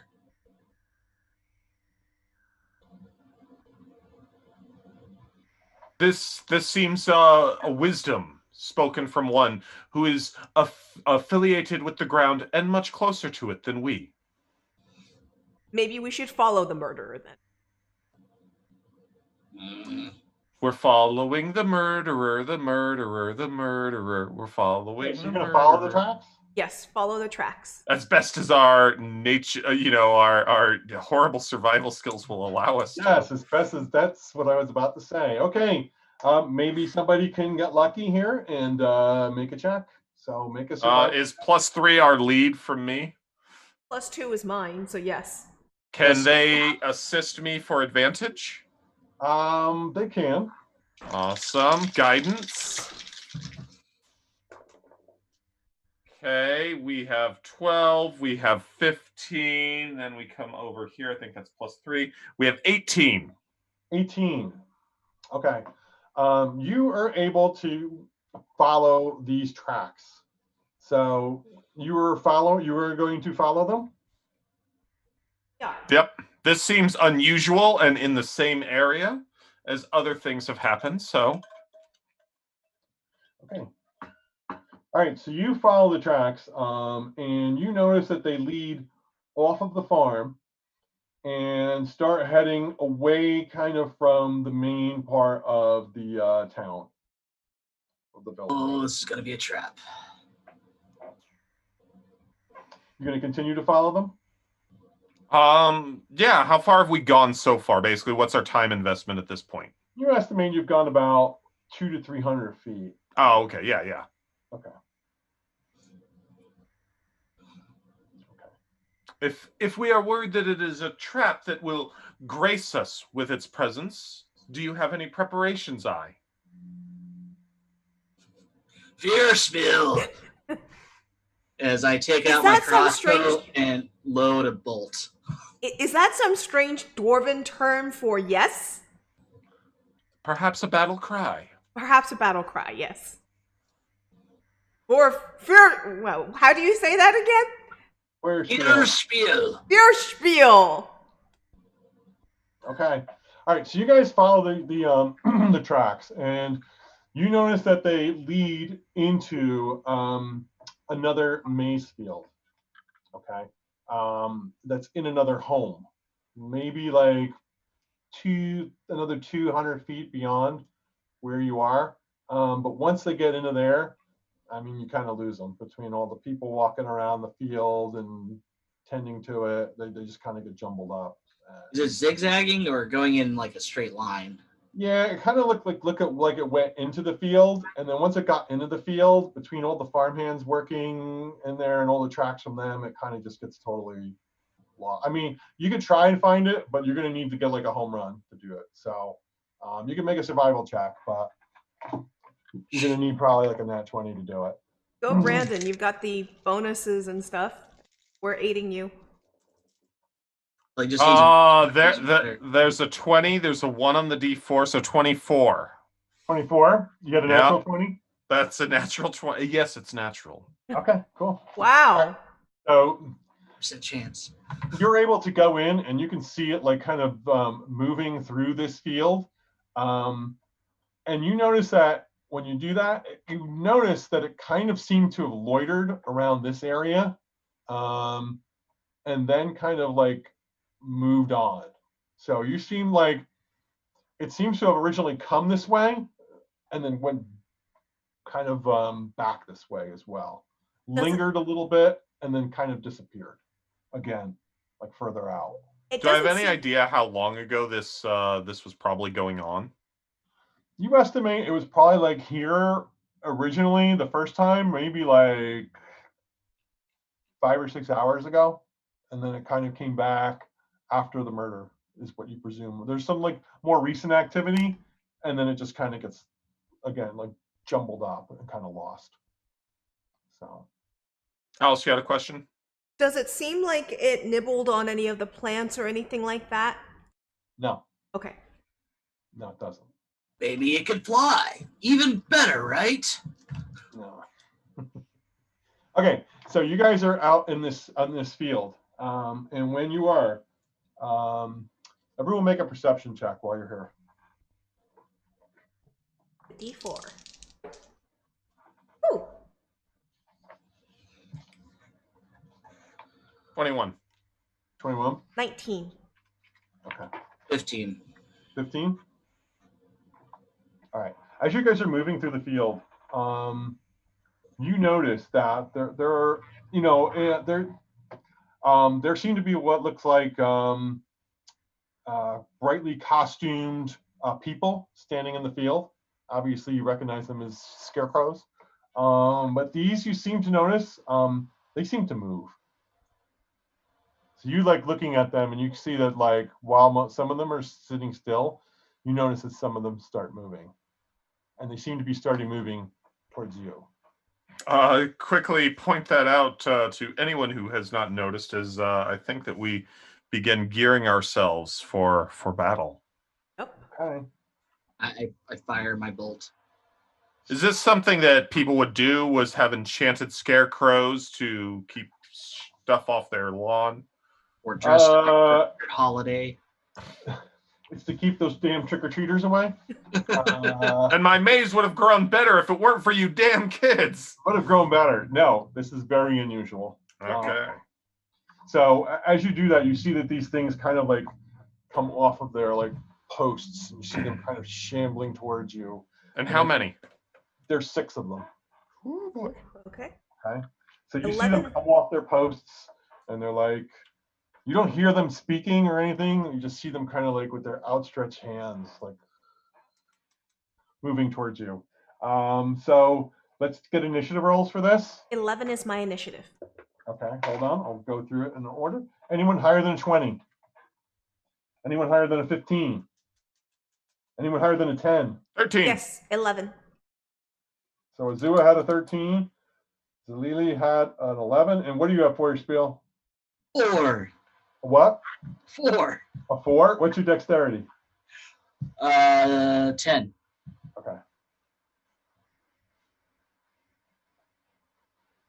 All right. Suathateo, you're up. What do you want to do? So you see these things shambling off, coming towards you.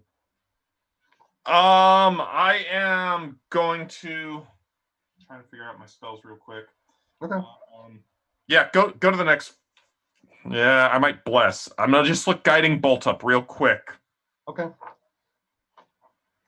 So But I think bless is probably better. All right, well, bless will affect 3 party members. Which is us. So yeah, I'm gonna go ahead and under the night sky, I will call the powers of Awea Tateo to come down upon us and see us through. Okay, so I presume you're going to choose Feuerspiel yourself and Zeely? Yep. Okay. All right, so you see the priest, Tateo, raises his hands, calls for a blessing, and you now feel empowered after that. You feel the power of his God going through you. Are you doing anything else? Are you moving or taking a bonus action? I'll go ahead and move behind Shalili. Okay, so you move behind Shalili? Yep. Okay. Shalili, you're up. okay, how close are they at this point? The closest one to you is probably about 20 feet. Okay. I'm going to wait for them to approach, so I'm going to delay for the moment, and because I want to take advantage of. Oh yeah, 5th edition doesn't really have flank, but Well, it has ready. Yeah, it has Yeah. a ready, but there's no flanking. there's no flank. It's just if we're both engaged, it's going to be advantage. Yeah, I don't want to get overwhelmed, so I'm going to wait right now. So I'm going to delay. Okay, so you're going to ready in action. What's your Yeah. action in the big? My ready action is when they get in range, I'm going to attack them with my quarterstaff. Okay, gotcha. In 5e, I forget. Can I move during that ready? I don't think so. No, Yeah, your didn't ready think is so. basically it's your reaction. So Yep. you're substituting an action for a reaction. So Okay. when the thing happens, you take your action. Cool. Yeah. You So can still move in ready. So you could move ready. Well, no need to move right now. I want to keep my group coordinated and covered. Okay, so you see these things come towards you, and you see them like. So you see the first one moves towards you as Tehuatl. Okay, and it reaches out. You see it has claws. And he stepped behind me, so at that point I'm going to trigger with my flurry of blows. So D4 is what bless gives us. Yes, your attack. Okay. Correct. AC 19. That is a hit. Okay. That is 8 points of damage. 9 points of damage. Okay. And then my flurry goes off, so I hit it again. This one's AC is 20. Sorry, 20. Yep. And that is going to be 8 points of damage that time. Okay. Are you done? Done. Okay. That was triggered by the ready. The one that you just attacked attacks you back with 2 claws, you see. Armor class 16. Armor class 16 is a hit. Okay, so you see a claw comes, rakes through you, and it does 5 points of damage. Okay. Ow. You see another one moves up, and it moves up onto you as well, Shalili. And it swings its claws. No, 2 terrible misses. 2 move towards you. I see what the tail. Okay. First one with its claws. Armor class 15. Missed. Okay. The second one. Claws. Ooh, armor class 17. That's a hit. And a nat 20. Yuck. Yep. Ick is the word. Ick is the word. It's not grease, it's ick. Ooh, ick is definitely the word. You're gonna take 16 points. Okay, I'm going to call Autolepantili. Okay. Whenever you use a flurry of blows, you can use your reaction to make an unarmed strike against a creature with your reach. Within your reach that attacks or harms you before. Oh, never mind. That's on me. Okay. All right. Last one. 2 of them go towards you, Feuerspiel. Oh no. Yes. That is correct. 2 claws come at you. Okay. Oh boy. Armor class 22. On a good day, but not today. Is that a hit? Yeah, that's it. 17. Nope. That's That's a miss. it. No, that's 17? it. Okay. My Second one? AC 16. All right. So you get 2 hits. Okay. You You're take screwing with Tom's head here. you take 12 points. Still alive. All right.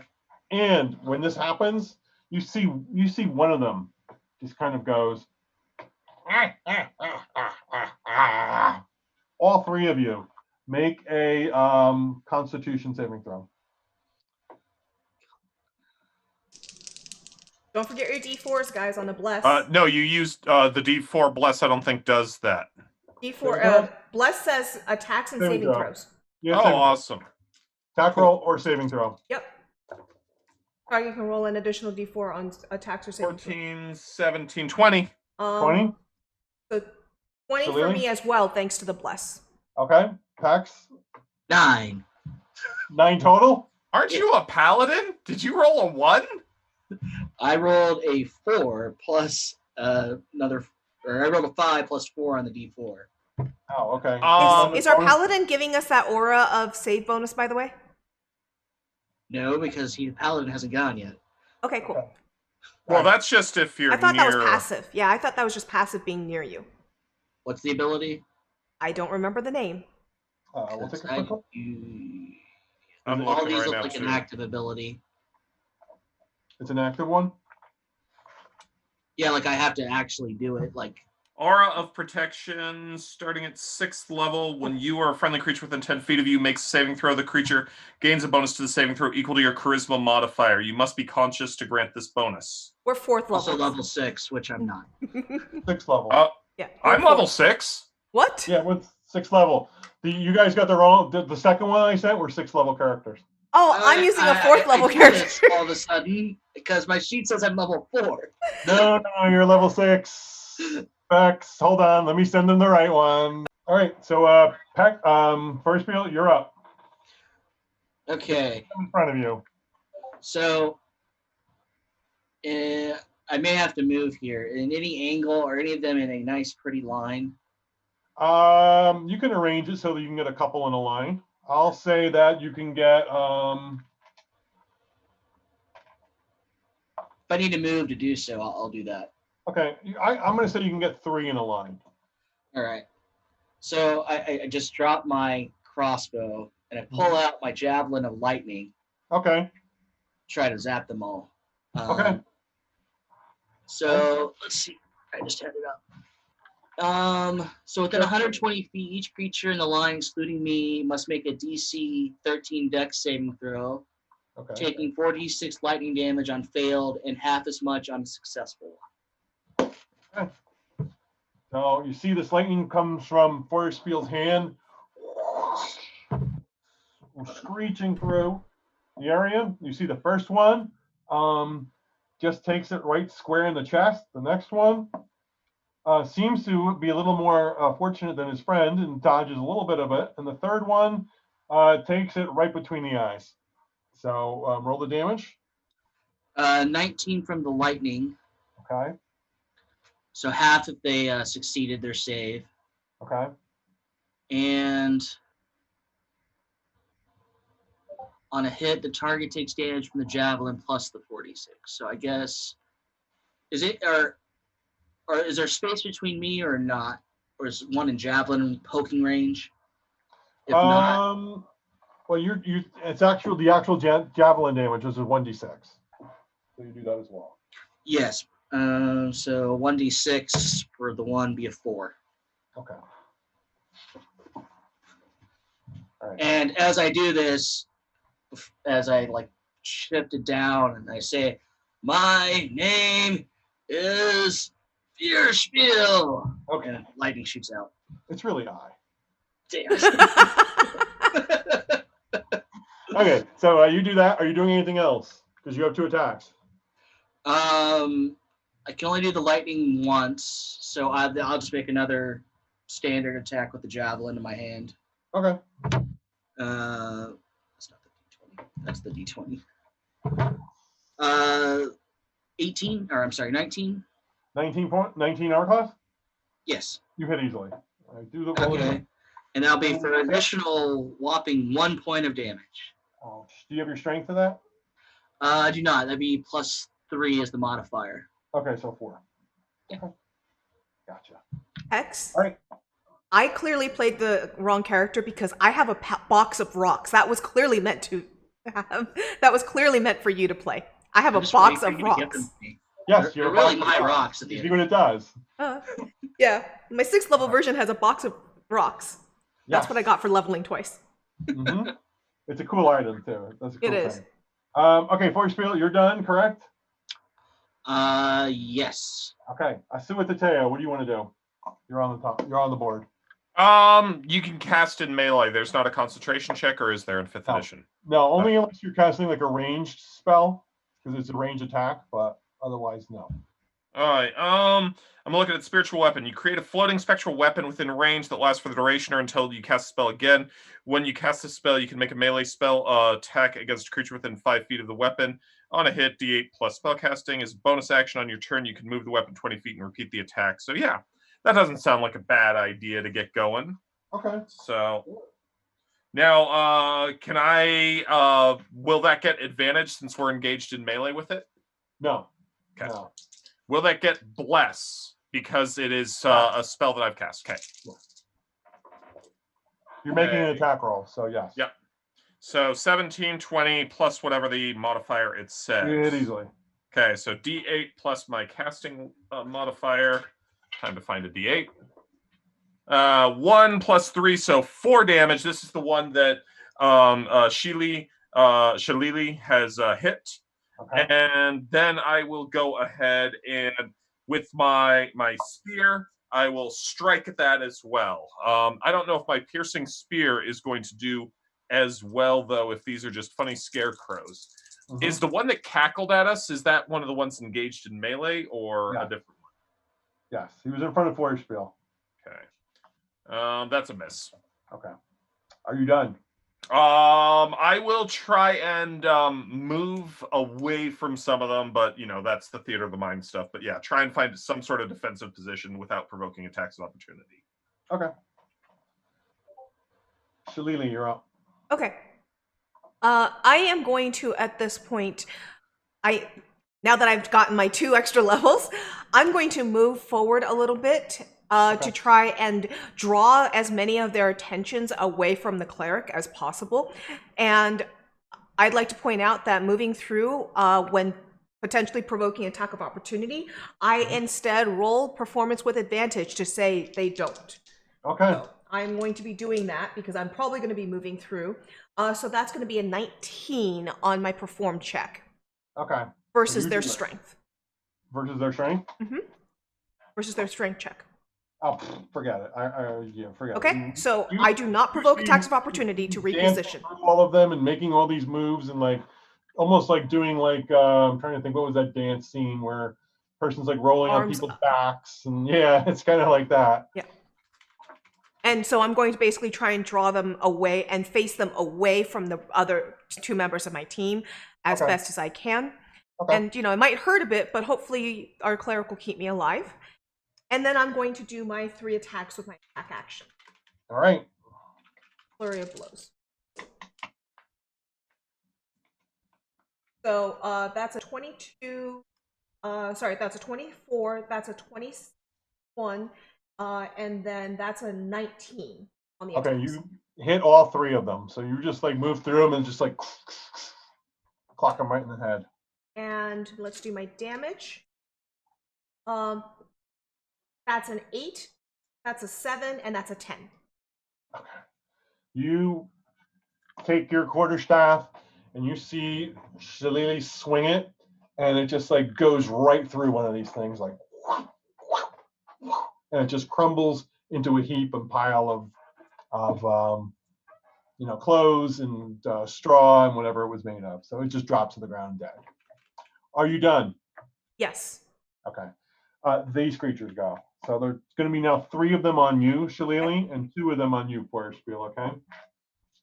So the first 2 claws come towards you, Shalili. Forget it. 1 hit. Okay. Call Ali Pontili. Yeah. Okay. Ali Pontili, which means that I get a reaction to attack him because he hit me.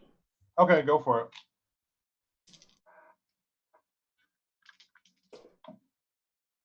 Oh, and the D4. AC of 17. Oh, wait, no. I get +7. AC of 22. You hit easily. Okay, that's bottom damage 5. Okay. And you took 4 points from them. On you, Forest Bill. Okay, AC 16. Okay, I hit once. Okay. And I net 20 the second time. Sweet. Sorry. That's going to be 14 total. Okay, so I've taken 12 plus 14 total. Okay, 26 points of damage. I'm still up. Okay, cool. They are done. So you're up, Forest Bill. Okay. So I'm going to throw the javelin, Okay. one of the ones that's on closer to them. So plus D4. So that'd be 14. 14 armor class hits. Okay, that's going to do 3. No dex mods. Yeah, 3 points of damage. And then I'm going to crouch down, pick up my dropped crossbow that's still loaded, and then fire the one that's closest to me Okay. for my second attack. Isn't your primary weapon a great axe? Oh, I'm getting there. I'm just getting rid of my range stuff first. Okay. It is, yes. Okay. So that's going to be 19 plus. Easily. Yeah, so another D6 for 1. Okay. Are you done? Moving? I will back up as I drop my crossbow and pull out my great axe. Okay. Asua Tateo, what do you want to do? I will go ahead and use take my bonus action to move that spiritual weapon Okay. onto one of the ones that's damaged. Shilleligh's got more on her, so by all means, let's focus there. 15, 19 plus the appropriate mods, and that's 7 points of damage. Okay. Is that one still up? Yep. I will move to engage that one. Okay. And thump it with a spear. Mm-hmm. 15, 19 on the AC for Pretty 5 easily. points of damage. 5? Okay. Are you done? I am done. Alrighty. Shillelagh. Okay, my turn. I had a moment of you being used to an older edition because I didn't actually take my flurry of blows last turn, but I took the reaction, so I spent my key anyway. But this turn, I am going to take a flurry of blows, spending the key, and I will take that bonus action this time. So this is going to be 5 attacks. Attacking one that I have, going to. Am I going to be able to basically share engagement with anybody on 2 of them? Probably, yeah. Okay, so I'm going to be getting. I moved up to aid you by all Right, means, moved so up. I'm trying Fantastic. to So this is going to be a engage. total of 5 attacks. Then. Okay, cool. And if 5 any of them miss, attacks? yeah, I can if feel it. I'm spending the key for it. If any Oh, of the them, monk. Yeah, of course. Yeah. Yep, I have one nat 20 out of the 5. Ow. And that is my second attack. The first attack is a 17. Hit. If it's okay. If it's I haven't rolled my advantages. Second attack was a 20. So we'll start with these first.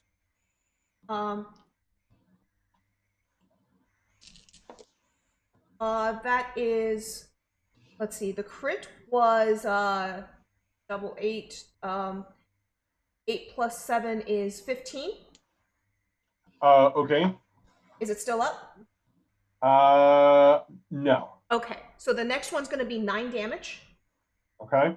And then I have nothing lower than a 17. So Those I will will be hitting on the other 3. Yep. So let's go with 8 damage, then 10 damage, then 7 damage. 8, 10, 7, 25 total? Yep. Drop another one.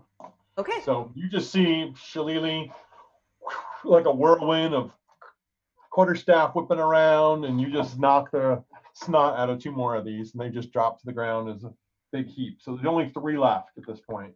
Fantastic. Are you moving or anything? There is Just one still nearby. just to move in a way that will get as many of their attentions on me as possible since I flurried. Okay. Okay. All right. These creatures go. So one swings at. One will swing at you. One will swing at Spiel, and one will have a choice. So first one on you, Shillelagh. Forget it. I rolled a 1 and an 8. It's gonna miss on Spiel. That's gonna hit. Yay. Take 6 points. Okay. And the last one, I 30. will give him a chance. He's not the brightest in the bulb. So 4 to 6, he goes for you, Shillelagh. 5, he goes for Spiel, and I rolled a 5. Sorry. Okay. No worries. No, 2 and a 5. Okay. They're done. Spiel. I have a question about this item I have Okay. called the Tehuatl of Beast and in parentheses Eagle. Okay. What about What it? does it? What does it? What does it do? What does it do? Okay, that's a good question. Give me Check just your a second. supplemental document. It should be in there. Yeah, it should be in there. But Pex is like making me read. hold on. I will find it. I found an eagle. Okay, so You're let me tell you. even in the thick of combat, you can't be surprised. When you're hit by an attack that deals extra damage, you can use your reaction to reduce the attack's extra damage by 1d10 plus my dex. Reduce the extra damage to 0. You ignore any other effect that extra damage normally causes. Okay. So you've got it. Yes, it just had. I looked for eagle and that came up. It's the Ah. other words that did not. That's fine. Yes. You're constantly aware of your surroundings, even if they cannot be surprised. When you're hit by an attack that deals extra damage, you can use your reaction to reduce the attack's extra damage. Okay. So what do you want to do, Spiel? I'm going to lay hands on myself. Okay. Let's see. Is that a calculator? And then I will continue backing up. Okay. So you're done? Yes. Asua Teteo. Since Shillelagh just dropped 2 of these guys, I'm gonna go ahead and bonus action to move the spiritual weapon over towards him. I've got a 20 on the AC for 6 points of damage with spiritual weapon. Alrighty.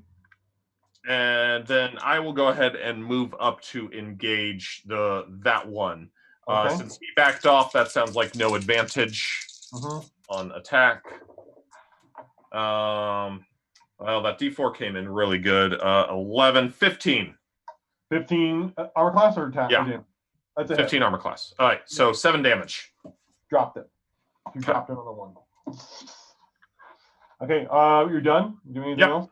That's Alrighty. it for me. All right, Shillelagh, you're up. Okay, how many are left? 2? 2. Okay, I will beat on both of them. I will spend another key to Flurry of Blows. And once again, I want to try and get their attentions. And I realized I should have rolled advantage last turn because if any of them came up as 20s, but I only have 5d20. And I'm back to full health, by the way. Okay. I hit on all, Right. because my lowest was an 18 this time, and I got another 20. That was from the Oh. advantage roll. I went from a 1 to a 20 on the. You don't have any advantage. You don't Oh, have advantage. not engaged with you guys? You still have one with you. I backed away from that and went to back help. away. Okay, Yeah. so then I missed on one of them, but everything Okay. else hit. Okay. So I hit 4 times this time. So that's 7, then All right. 10, Mm-hmm. then 8, then 6. Okay. Still up. Okay, still up. Nice. Are you done? Yes, I'm done. These 2 go. And they're both hovering around you. So they're going Sounds to good. attack you. First one. Ooh, armor class 15. 15 is a miss. Okay. I rolled a 19, so one will hit. You hit me, I react. I will call my reaction and attack him back. Okay. And that was a 20. 24. Yeah, way high. Okay. So that is 9 more damage on him. Alrighty. And you take 3. I take 3. Okay. Mhm. Ow. Warrior Spiel, what do you want to do? I'm trying to figure out what the spell does. And Google has failed me. You know what? I'll just charge in with my battle axe and try to attack. You've got advantage as well because I'm engaged with it. Okay, I rolled a 19 naturally, so I assume it hits. So that's going to be a 1d12 plus 4 slashing. All right. Yeah, we should always roll that advantage when we have it because we might crit.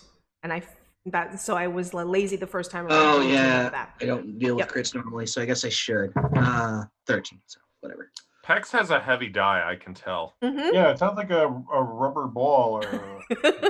Oh no, I'm rolling on my mouse pad. Yeah. Okay. All right. And D12. It sounds like one of those metal dice. They're plastic. Okay. So that'd be 10 plus 4, 14. Okay. 14 damage? Yes. You dropped another one. Plastic. 1 left. But big plastic. Mm-hmm. Are you done? Are you done for your spiel? No, because I get 2 attacks. Mm-hmm. Okay. Remember your advantage. Yes, thank you. And 16 plus 6, 22, and then I don't need to roll the other one. So another d10, or 12 rather. 2 plus. So 6 total damage for that second attack. Okay. And I go grr. All right. All right. Everyone at this point, make a perception check while you're engaged with this creature. There's one of them left. It's going to 27. 27? 8. 22. Okay. Wow. All right. As you guys are engaged with this creature, you see emerging from the house. You see a woman. She comes out of the house. You're guessing she's probably like a teenager. Maybe 15, 16, somewhere in that range. And you see her like coming out, and she comes out and she says, "What are you doing here?" All the bad guys are gone at this point, I take it? There's one left. We have 1 left. One left. Why are you here? Why are you in my maize field? Smiting evil. What evil? We're There's tracking murderers. Murderers? Why? Who is murdered? Are you? Who is murdered? Continue to fight this thing while we're talking. Okay. Bonus action, I'm going to switch it over to the last one. Alice, is that engaged with you or is that engaged That's engaged with I? me. Okay. When you say that, though, just before you roll the dice, Shalili, when you say that, you see her say, "It only took you a year to come and look for murderers." All right, go ahead, Sue with the tail. Natural 20 and a 4 on the D4, so everything, and an 8 on the D8. So, how do crits work? Double damage. Double, so 8, 11, 14, 15 damage. The last D8 came up as a 1. Okay. Are you done? Do you have another attack? Is it still trucking? It's still alive. All right, I will move up to engage with it and take my shot. 14, so 18 for 2 damage. 2 damage? Okay, it's still out. Are you done?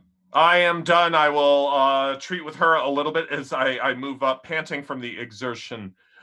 Young miss, perhaps it would be best if you return to your household. We will come speak with you soon. These fiends of the beyond have assaulted us. I know. Why would I leave? Murderer! I point. Is that what you're saying? Yeah. I'm no murderer. You said you came looking for murderers. It took you a long time. Did that buffoon Papalotl send you here? Shillelagh, you're up. There's one still in front of you. Yep, I'm not going to flurry of blows this time because 3 attacks should finish it off. And I do hit on all. And oh wow, that's almost max damage. 10, 10, and 9 on damage. Okay, so Shalili, you take your quarterstaff and you literally like obliterate this thing. Okay. You see it crumbles. In dance. It just goes when you dance. Yep, and it's confetti. It's like confetti coming down on me Yes, as I'm dancing. It's like, oh my god, I can't remember what that's called. Oh god, it's like at a rave party. They're all shooting up and there's all the glitter and everything else flying around. So she says it only took you a year, and that buffoon, did that buffoon Tehuatl send you? Took him a while. So what are you doing in my mace field? Why are you here? Killing your demon scarecrows. Why would you kill my scarecrows? Because you're scarecrows. Go ahead. No, you go. Because your scarecrow seems to have a taste for blood. My scarecrows have no taste for blood. No, they don't. What are you here for? Why are you here? What business do you have with me in my home? Only took a long time for you to come around. I apologize Waiting. for the tardiness that we have arrived here. We have only recently arrived in the village, and due to events have found ourselves within this maize field, following some strange tracks. That there is some discussion of exactly what has made them, but the tracks came from the area that a murder happened. Another one. Oh, that's news to me. I didn't hear anything about it. My Instagram didn't blow up and tell me that. She doesn't have Instagram. So My Mazegram? My Mazegram didn't tell me anything about that. I would Link pigeons. Yes. That's news to me. And it must be that I knew you weren't from the village. I mean, the people from the village are kind of like not the brightest, let's say. They don't know what's going on. I know what's going on. What's going on then? Well, my husband-to-be vanished a year ago. And I told that Tehuatl to go find him, and he didn't. He just kept saying, I can't find anything. I don't know where it is. He couldn't find a jaguar in an empty room, that guy. He's useless. Let's just call him useless. Not wrong. Word for him. But what were you tracking into my mace field, you said? We are uncertain exactly the nature of the creature that made the tracks, but it is not one that walks on 2 or 4 legs as we understand it. As big as a canoe, one might say. Really? Why and how did your scarecrows attack us? Well, they're trained to attack anyone who enters my maze field. So they do have a taste for blood. Just in a certain area. If you trespass in my territory, they will. You see, I had to take it upon myself to try and find what happened to my husband because, well, my husband-to-be, I never even got a chance to get married because, well, he just disappeared. And the villagers, they didn't do anything to find him. They couldn't find, like I said, they couldn't find a jaguar in an empty room. They couldn't find anything. It is difficult to find a jaguar in an empty room, for if there was a jaguar, the room would not be empty. Wise words. Okay. What do you know about the turquoise woman? I forget her name. Shawila. Shawila. What do you know about the woman Shawila? It's her husband that was last murdered. Oh, him? Ugh. What do I need to know about him? He's just like a mess up. He always drops the ball on everything. So yeah, I mean, I've always heard people say that she's got like other guys or even girls she's seeing, but those are just rumors. I've never heard any of that for real. But my love was the true love. I don't know what she had, but I know mine is a true love, and I did everything I could to find him, and I still can't find him. But can you tell us about how he disappeared? Perhaps these. Well, that's a great question. I don't know how he disappeared. That's what I wanted to find him.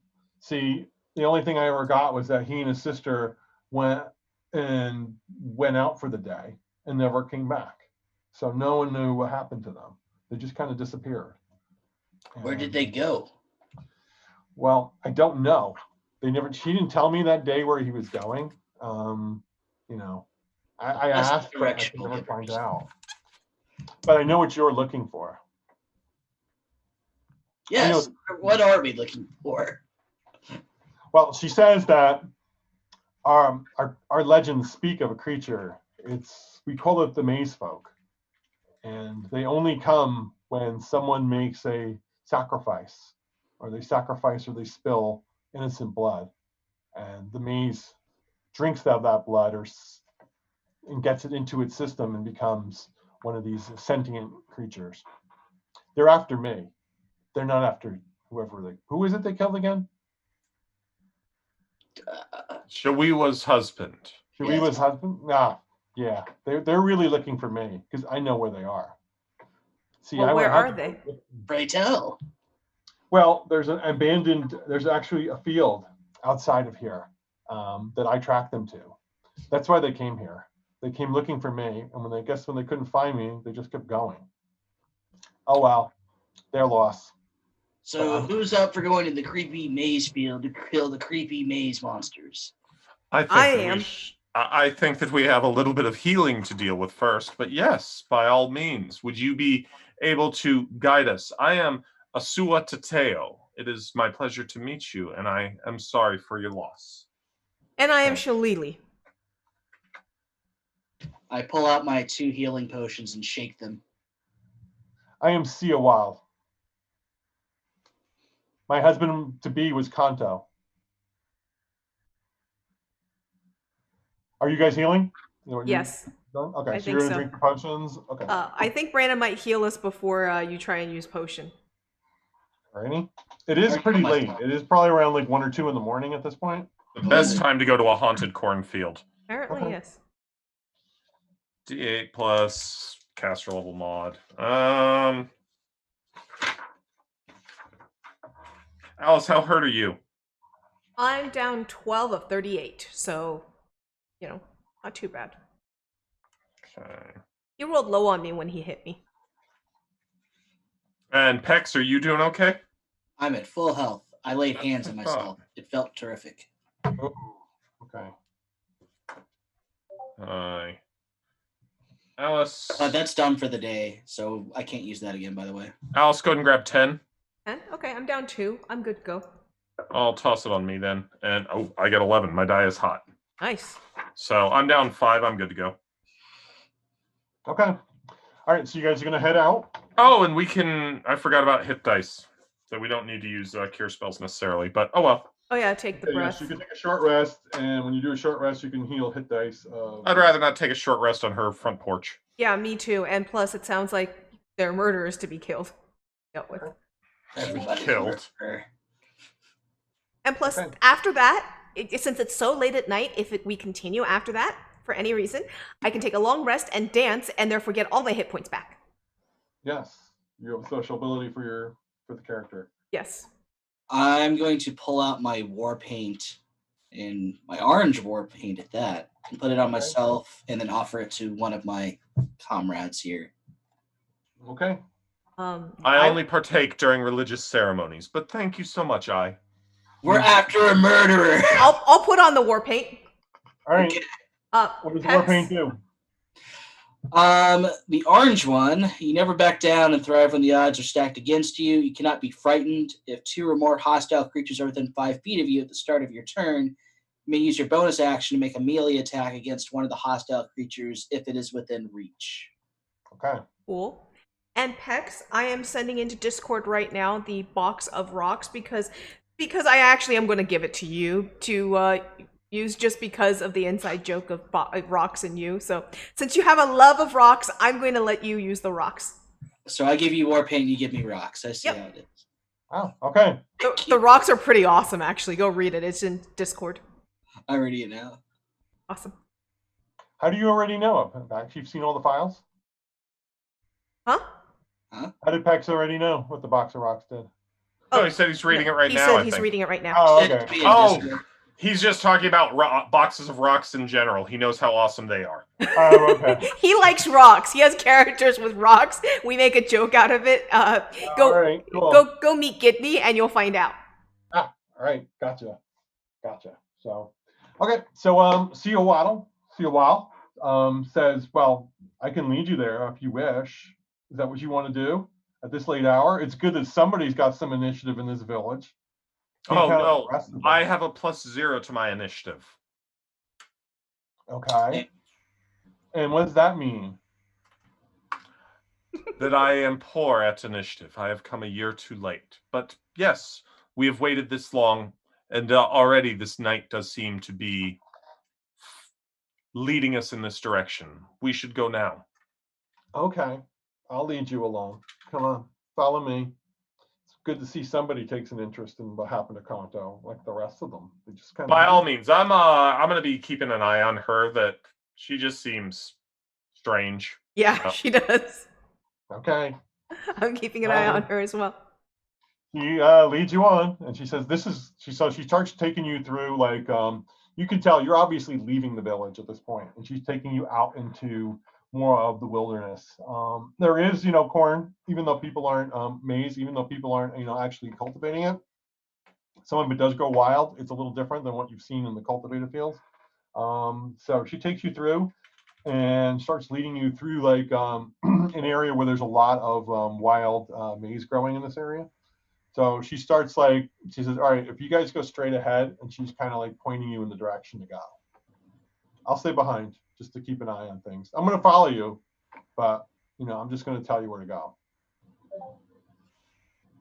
I'm willing to go because I don't necessarily want her to get killed.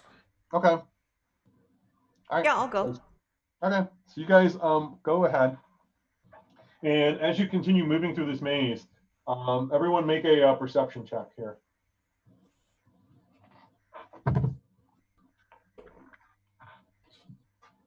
11. 11. What do you I'm got? periodically passing out guidances again. I'm at 29. 29. I'm a +8, and I rolled a 2 on my guidance and a 19 on my d20. Okay. Forest Bill? What'd you got? 14. 14? Okay. So as you guys are moving through this area, Tehuatl, you notice this, but Shillelagh and Feuerspiel don't notice this, is that as you're walking through, you see that 2 of the maize plants, as you're walking through this area, you see them suddenly uproot from the ground. Okay. You see that they have, like, these tendril, fibrous legs that look like husks, and they pull out of the loose soil, and they kind of lurch forward. And as they lurch forward, you see that they have these sharp, serrated leaves that seem to be almost in an attacking position. You also notice that you look at these things, you see that there's, like, one ear of maize, like, on the top of it, that is, to the best of your knowledge, would look like some kind of a crude head. But you don't see any kind of ears or any other sensory organs on this thing. And you see these 2 of them just, like, uproot and start moving towards you.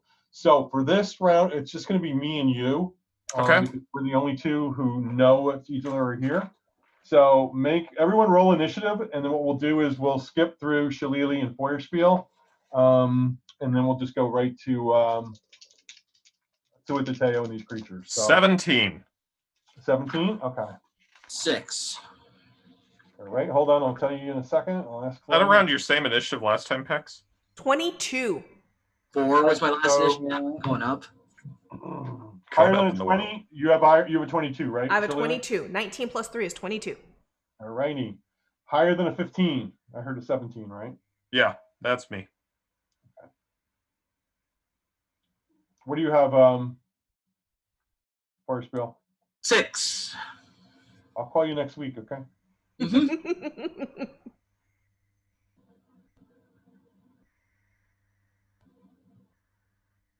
Okay, so Shillelagh, you're not going to do anything this round. Tehuatl, you go. All right, so how many of those do I have? Okay, just the one. There was a 2 written on there. So I'm just reading my Tangled Gourd real quick. So this rough spherical green, orange, or bright yellow gourd is 3 inches in diameter and weighs 1 pound. You can use an action to throw the gourd up to 40 feet. The gourd rips apart on impact, filling the area with fibrous vines for 1 minute. Each creature within a 10-foot radius of where the gourd lands must succeed a dex save 12 or be restrained by the vines. The affected area becomes difficult terrain. A creature that enters the affected area for the first time or an unrestrained creature that starts its turn in the affected area must succeed on a DC 12 dexterity saving throw or be restrained. A creature already restrained by the vines at the start of its turn takes 2d6 bludgeoning damage. Creature restrained by the vines can use an action to free itself. To do so, it must succeed a DC 12 strength or dex check. Creature's choice. When the vines disappear after 1 minute, all restrained creatures are freed, and the affected area reverts back. That sounds really cool. I'm just worried that maybe they're plants and will ignore plants. I am going to go ahead and go with the same thing that I let off last time. I'm going to bless, and then I am going to go ahead and move to a bless, probably an action. I will. Are they going to come across me first? Are they going after the girl we're guiding, or what? They are. One of them is going for you. One of them is going for Shillelagh. Okay. Is there such a thing as full defense?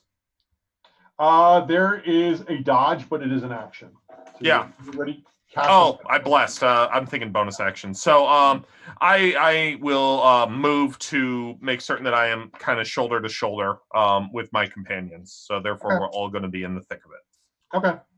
All right. So you move with them. These creatures go. One of them goes for you, Shillelagh. So you see it has a claw. So you see it trying to attack you with that claw. Okay. I rolled a 1, so it doesn't hit anything. On you, Tehuatl. One of them comes out and tries to slash you with its claws. Armor class 22. Oh yeah, that's a hit. Okay. Do I think that these might have done those kind of wounds that we were seeing? I'm going to tell you in a second. Sure. As I feel them. Yeah. You take 8 points of damage, and you're pretty sure, yes, this could have easily done the wounds you saw. You see that as you look at your own skin, you notice that it features the same kind of has the same kind of features as the wounds on Saria. Dan Maystalk wrapping through me. Dan Also, Maystalk wrapping through me. Yeah, exactly. That's why I was like, maybe it's maize, not May. Mm-hmm. Okay.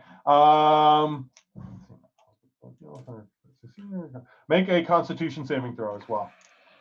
I moved up to my buddy, so I'm getting an additional +2. Okay. 10, 13, so 15, so 18. Okay. When this thing hit you with its leaves and like drew blood, you almost felt like it was trying to like feed on your life energy when it did that, but you were able to fend it off. Okay. So they've both gone. She was playing. So let's do an actual real round in full, since everyone who is there's no longer surprise. So Shillelagh, you're up. Okay, I will get engaged with the one that is on our healer.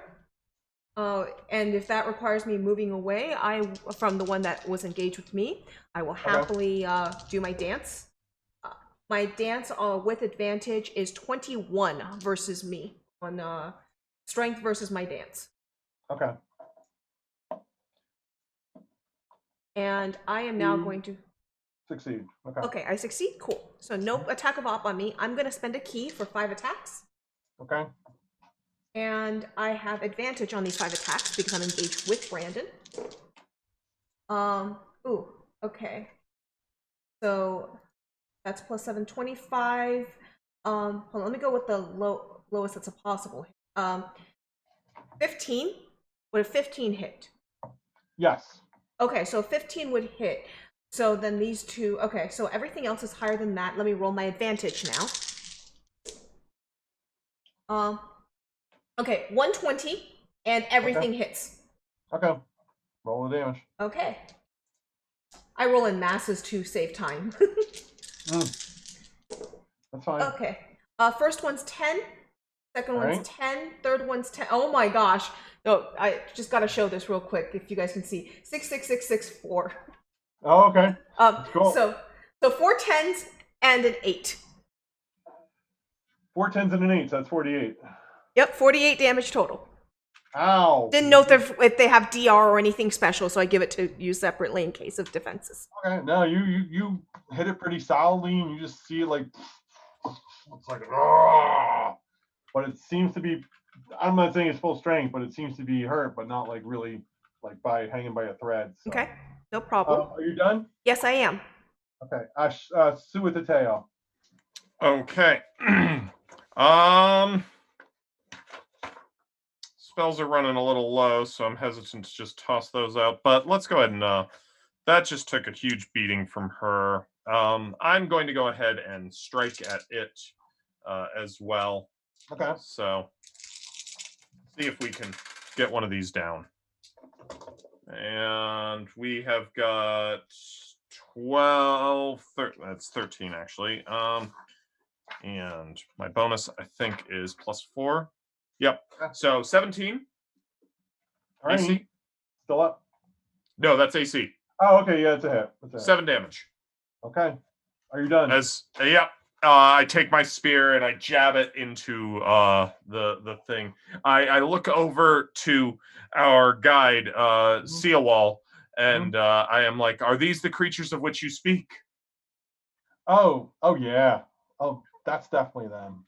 Yeah. I don't like them. Mm-mm. Okay. Are you done? Yep. These creatures go.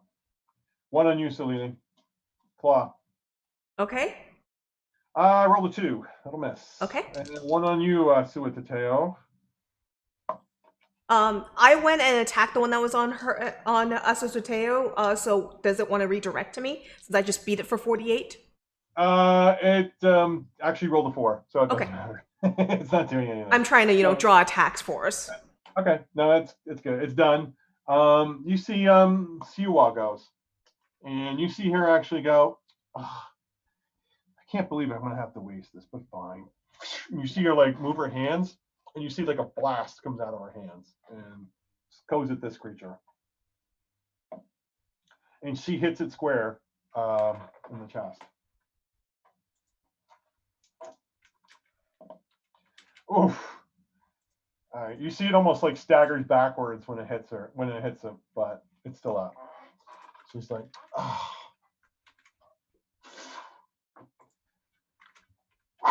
And she kind of like just like does that with her finger. I've done my part. Now you do yours. First Bill, you're up. Are the two creatures within 5 feet of me? No, you're gonna have to walk towards them because they were both at the other. Okay. I'm gonna walk up toward them with my great axe and just do 2 attacks. I did move to a position where I was going to basically be shoulder to shoulder with them. Okay. All right. So, and we have bless on. Yes. Bless. Okay. Okay. 11 is probably gonna miss, and 15. 11 is a miss. 15 is a hit. Roll the Okay.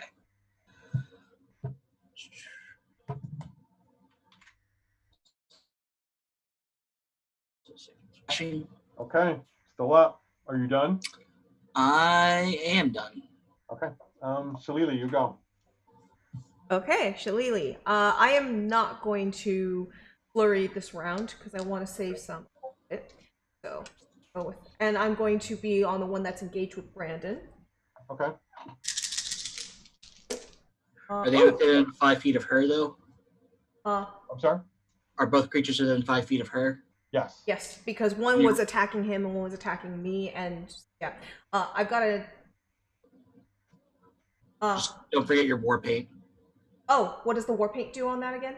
If they're within 5 feet of you at the start of your turn, you may use your bonus action to make a melee attack against one of the hostile creatures. Oh, nice. Okay, so I will get an additional attack. I have a 20. 19 sadly is not a crit. And I have, yeah, so everything's over a 15. Because my lowest die was a 10 after the advantage. Okay. So my crit was the farthest, so that's the first damage. So first damage is 8 plus 3 is 11. So that's that was only 11. And then my other 3 attacks go off. 10, then 9, then 7. Okay. So 26. Mm-hmm. All right. So you drop one with the first one. So one of them just crumbles to the ground, and you hit the second one. So are you done, Shalili? Yes. Okay. You're up. I see what the tail.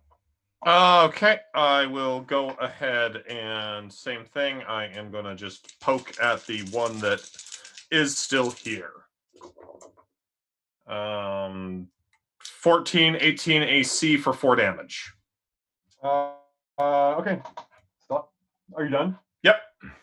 It goes. It's got a choice of target since everyone's swung it at this point. So I'm trying to make it attack me, best I can. going to attack you. Okay. You succeeded.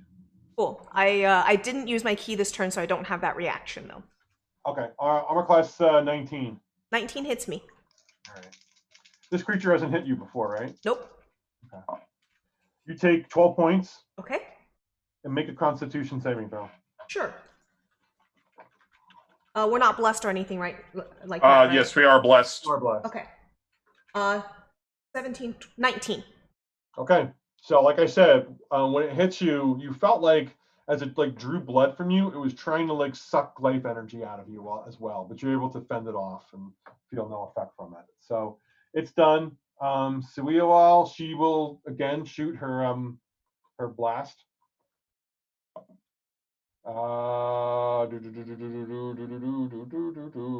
She hits and she does.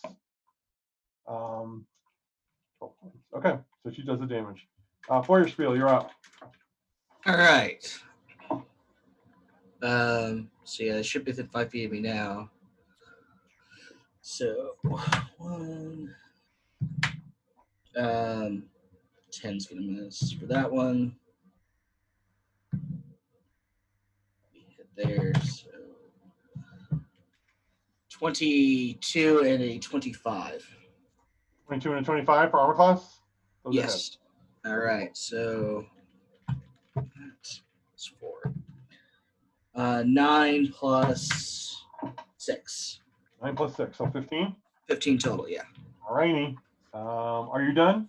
As I shout, I just say, I love maize as I swing my axe. Okay. You see she gets a kick out of it. Okay, Shalili, you're up. Okay.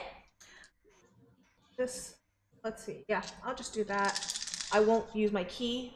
I'll do my 4 attacks, including the war paint.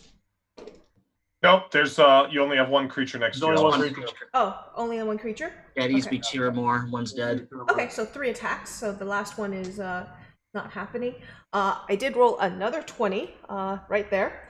But I mean, I guess I'd roll a lot of dice. So then a 7 plus 7 is 14. Does an AC 14 hit? Yes. Okay, so then everything hit. All right. The crit using different colored dice. The crit is 16. Okay. Then I have 5 and I have 8. Okay. Still up. Okay. Are you done? Yes, I am. Okay. Tehuatl, you're up. Same deal. Do a little pokey, jabby. 15, 19, 23. That's a hit. So 4 damage. 4 damage. You drop it. Yes! Tehuatl hits it. It's a spear, and you see this thing crumble to the ground. She's like, oh. So it falls to the ground. See Tehuatl says, oh, well done. You guys did well, really well. Wow, you did a lot more in a few minutes than the rest of this village did in a whole year. Go figure, though, huh? So she says, do you want to go to the... But there's more of them, Then let's go take them all out. Okay. This will be an epic journey for legendary tales that will be told for centuries. Okay, so all right, so this is a preview for Maize and Monsters. So we wanted to kind of stop it here because we didn't want to spoil the entire adventure for everyone. I did change a few things around. I'm just warning you. So if you do want to add on the adventure, you're not going to play the exact same version you just saw. So I did mix a few things around and change them just to A, so that you can still get it, and B, also to speed things along and give you an idea how it works. So that's hopefully your first glimpse into Tekosho. And I guess we'll do a little roundtable, right? Is that what was normally done? So Yep. Why don't we run with that? Okay, Pex, why don't we start with you? Sure. I really enjoy the alternate currency. I like little things like that, as well as the butchering of names I could never say. That was fun as well. Yeah, I had a good time and killing corn monsters. That's what I live for. So Awesome. You know, if we get a fire going afterwards, then we can have a little popcorn. I know, right? Right? Yes. Yum yum. Yes. Brandon, what about you? Fantastic time. I have no idea what the initial plan was, since it was like, oh, next morning, and I'm just like, well, I just wanted to do this because on my character, I'm like, everything I do is for the common people, and so I wanted to ask around, is there anything? And I was kind of thinking we might go out chop wood or something like that, help people, fix something up, but that threw us into the adventure where all of a sudden we saw this murder. I was super happy that I have Speak with Dead written on my list, and I'm all throwing around my 3rd level spells, which means I'm at least 5th level, and then halfway through they're like, "We're 4th level. What's going on with you?" But I had a great time. I thought that some of the items I didn't really get to use them, but I thought that the items that were given out were really really cool, and I'd look forward to seeing what lies in this cornfield and if there really are children out there. As for me, I really enjoyed seeing the variations on abilities on the character because I took the monk and I saw that the monk had some special abilities that were outside the standard 5e monk. So I'm really looking forward to seeing the Takosho variations on the various classes. I think that it's always nice to see something different in that fashion to kind of steep you a little more in the culture, even if it requires butchering a name or two. I thank you so much for the language lesson. That was a lot of fun. And I had a fantastic time. Thank you so much for running this. No problem. I was trying to think of a different voice, a different accent to use, but I was like, I'm going to butcher any accent right now because I didn't have enough time to research a good accent. So I just went with my normal voice for once. That's fine. That's fine. It was a great time playing with you guys. I'm glad you enjoyed the items and some of the abilities. We wanted to really give it a unique flavor so that it wasn't just the same old. Certain abilities are the same. A lot of it played into it. One of the things, Alice, when you said about having your head shaved, the reason that was not something you would do is because there was an actual class of warriors that were called the Shorn Ones. That's because I was like, I remember that fighting and shaved head. There was a thing about being a fighter and a shaved head. So I was like, maybe I should have a shaved head. No, it's a special honor that you would get after you captured a certain number of enemies. And actually, if someone had the fighter character was not an Otami, but it's called an Otami, and it is in here. So if you want to be one of the Shorn ones, actually it's a barbarian. I believe it's a barbarian, and you can have it, and you have all kinds of abilities from having your head shaved and all kinds of stuff that you can do. So I'm glad you guys really had a good time immersing yourself in the culture and in the entire background. I know the names are tricky, and even I bumble over them a lot, but I think it adds to it. And like I say in the book, I'm not going to come out of the book and smack you in the head because you pronounce something wrong. If it's something you're comfortable with, okay. As long as you immerse yourself in the culture and you immerse yourself in the background and you approach it, you think of it in the way that it should have been, thought of. And that's what we're really looking for with this. And, a lot of the spells, we didn't get a chance to use some of the new spells. They're really geared towards a lot of the Aztec beliefs. I know, Brandon, your character had the domain where you're kind of like looking to the future. Yeah. And that plays a lot into fate. Was a very important aspect of people's beliefs. They believed in fate. Well, and that's the reason my perception was so high is because of that domain that I've got. Right, because you are supposed to be looking into the future and seeing things other people don't see, and that was one of the things we enjoyed doing. And I'm glad you guys had a great time, and this was a lot of fun, and can't wait to see it when it's broadcast. Oh yeah, and I can't wait to see more of this, and I want to play more of it. Thank you so much. I had a fantastic time. You did a great job of conveying that culture to us, by the way, and I think that that's very important when you're dealing with something for a foreign culture, is that you need an ambassador that can help guide you, because otherwise you're stumbling through and everything still feels like your home culture. Right. So thank you again. Thanks a lot. Thanks for watching, everyone. Bye-bye. Hey Frog God fans, thank you so much for watching us today. Do you want to see more content? Make sure you subscribe and click that little bell button to be notified. Don't forget to leave a comment about the content that you want to see on the channel. And if you want to keep up with Frog God Game releases, check out the links in the description below for Facebook, Twitter, and Discord. And if you want to see more content from Brandon and myself, check us out on Babies with Knives podcast, where we focus on character creation, crash courses, and actual plays for a wide variety of tabletop role-playing games. And everybody, remember, have fun in the pond.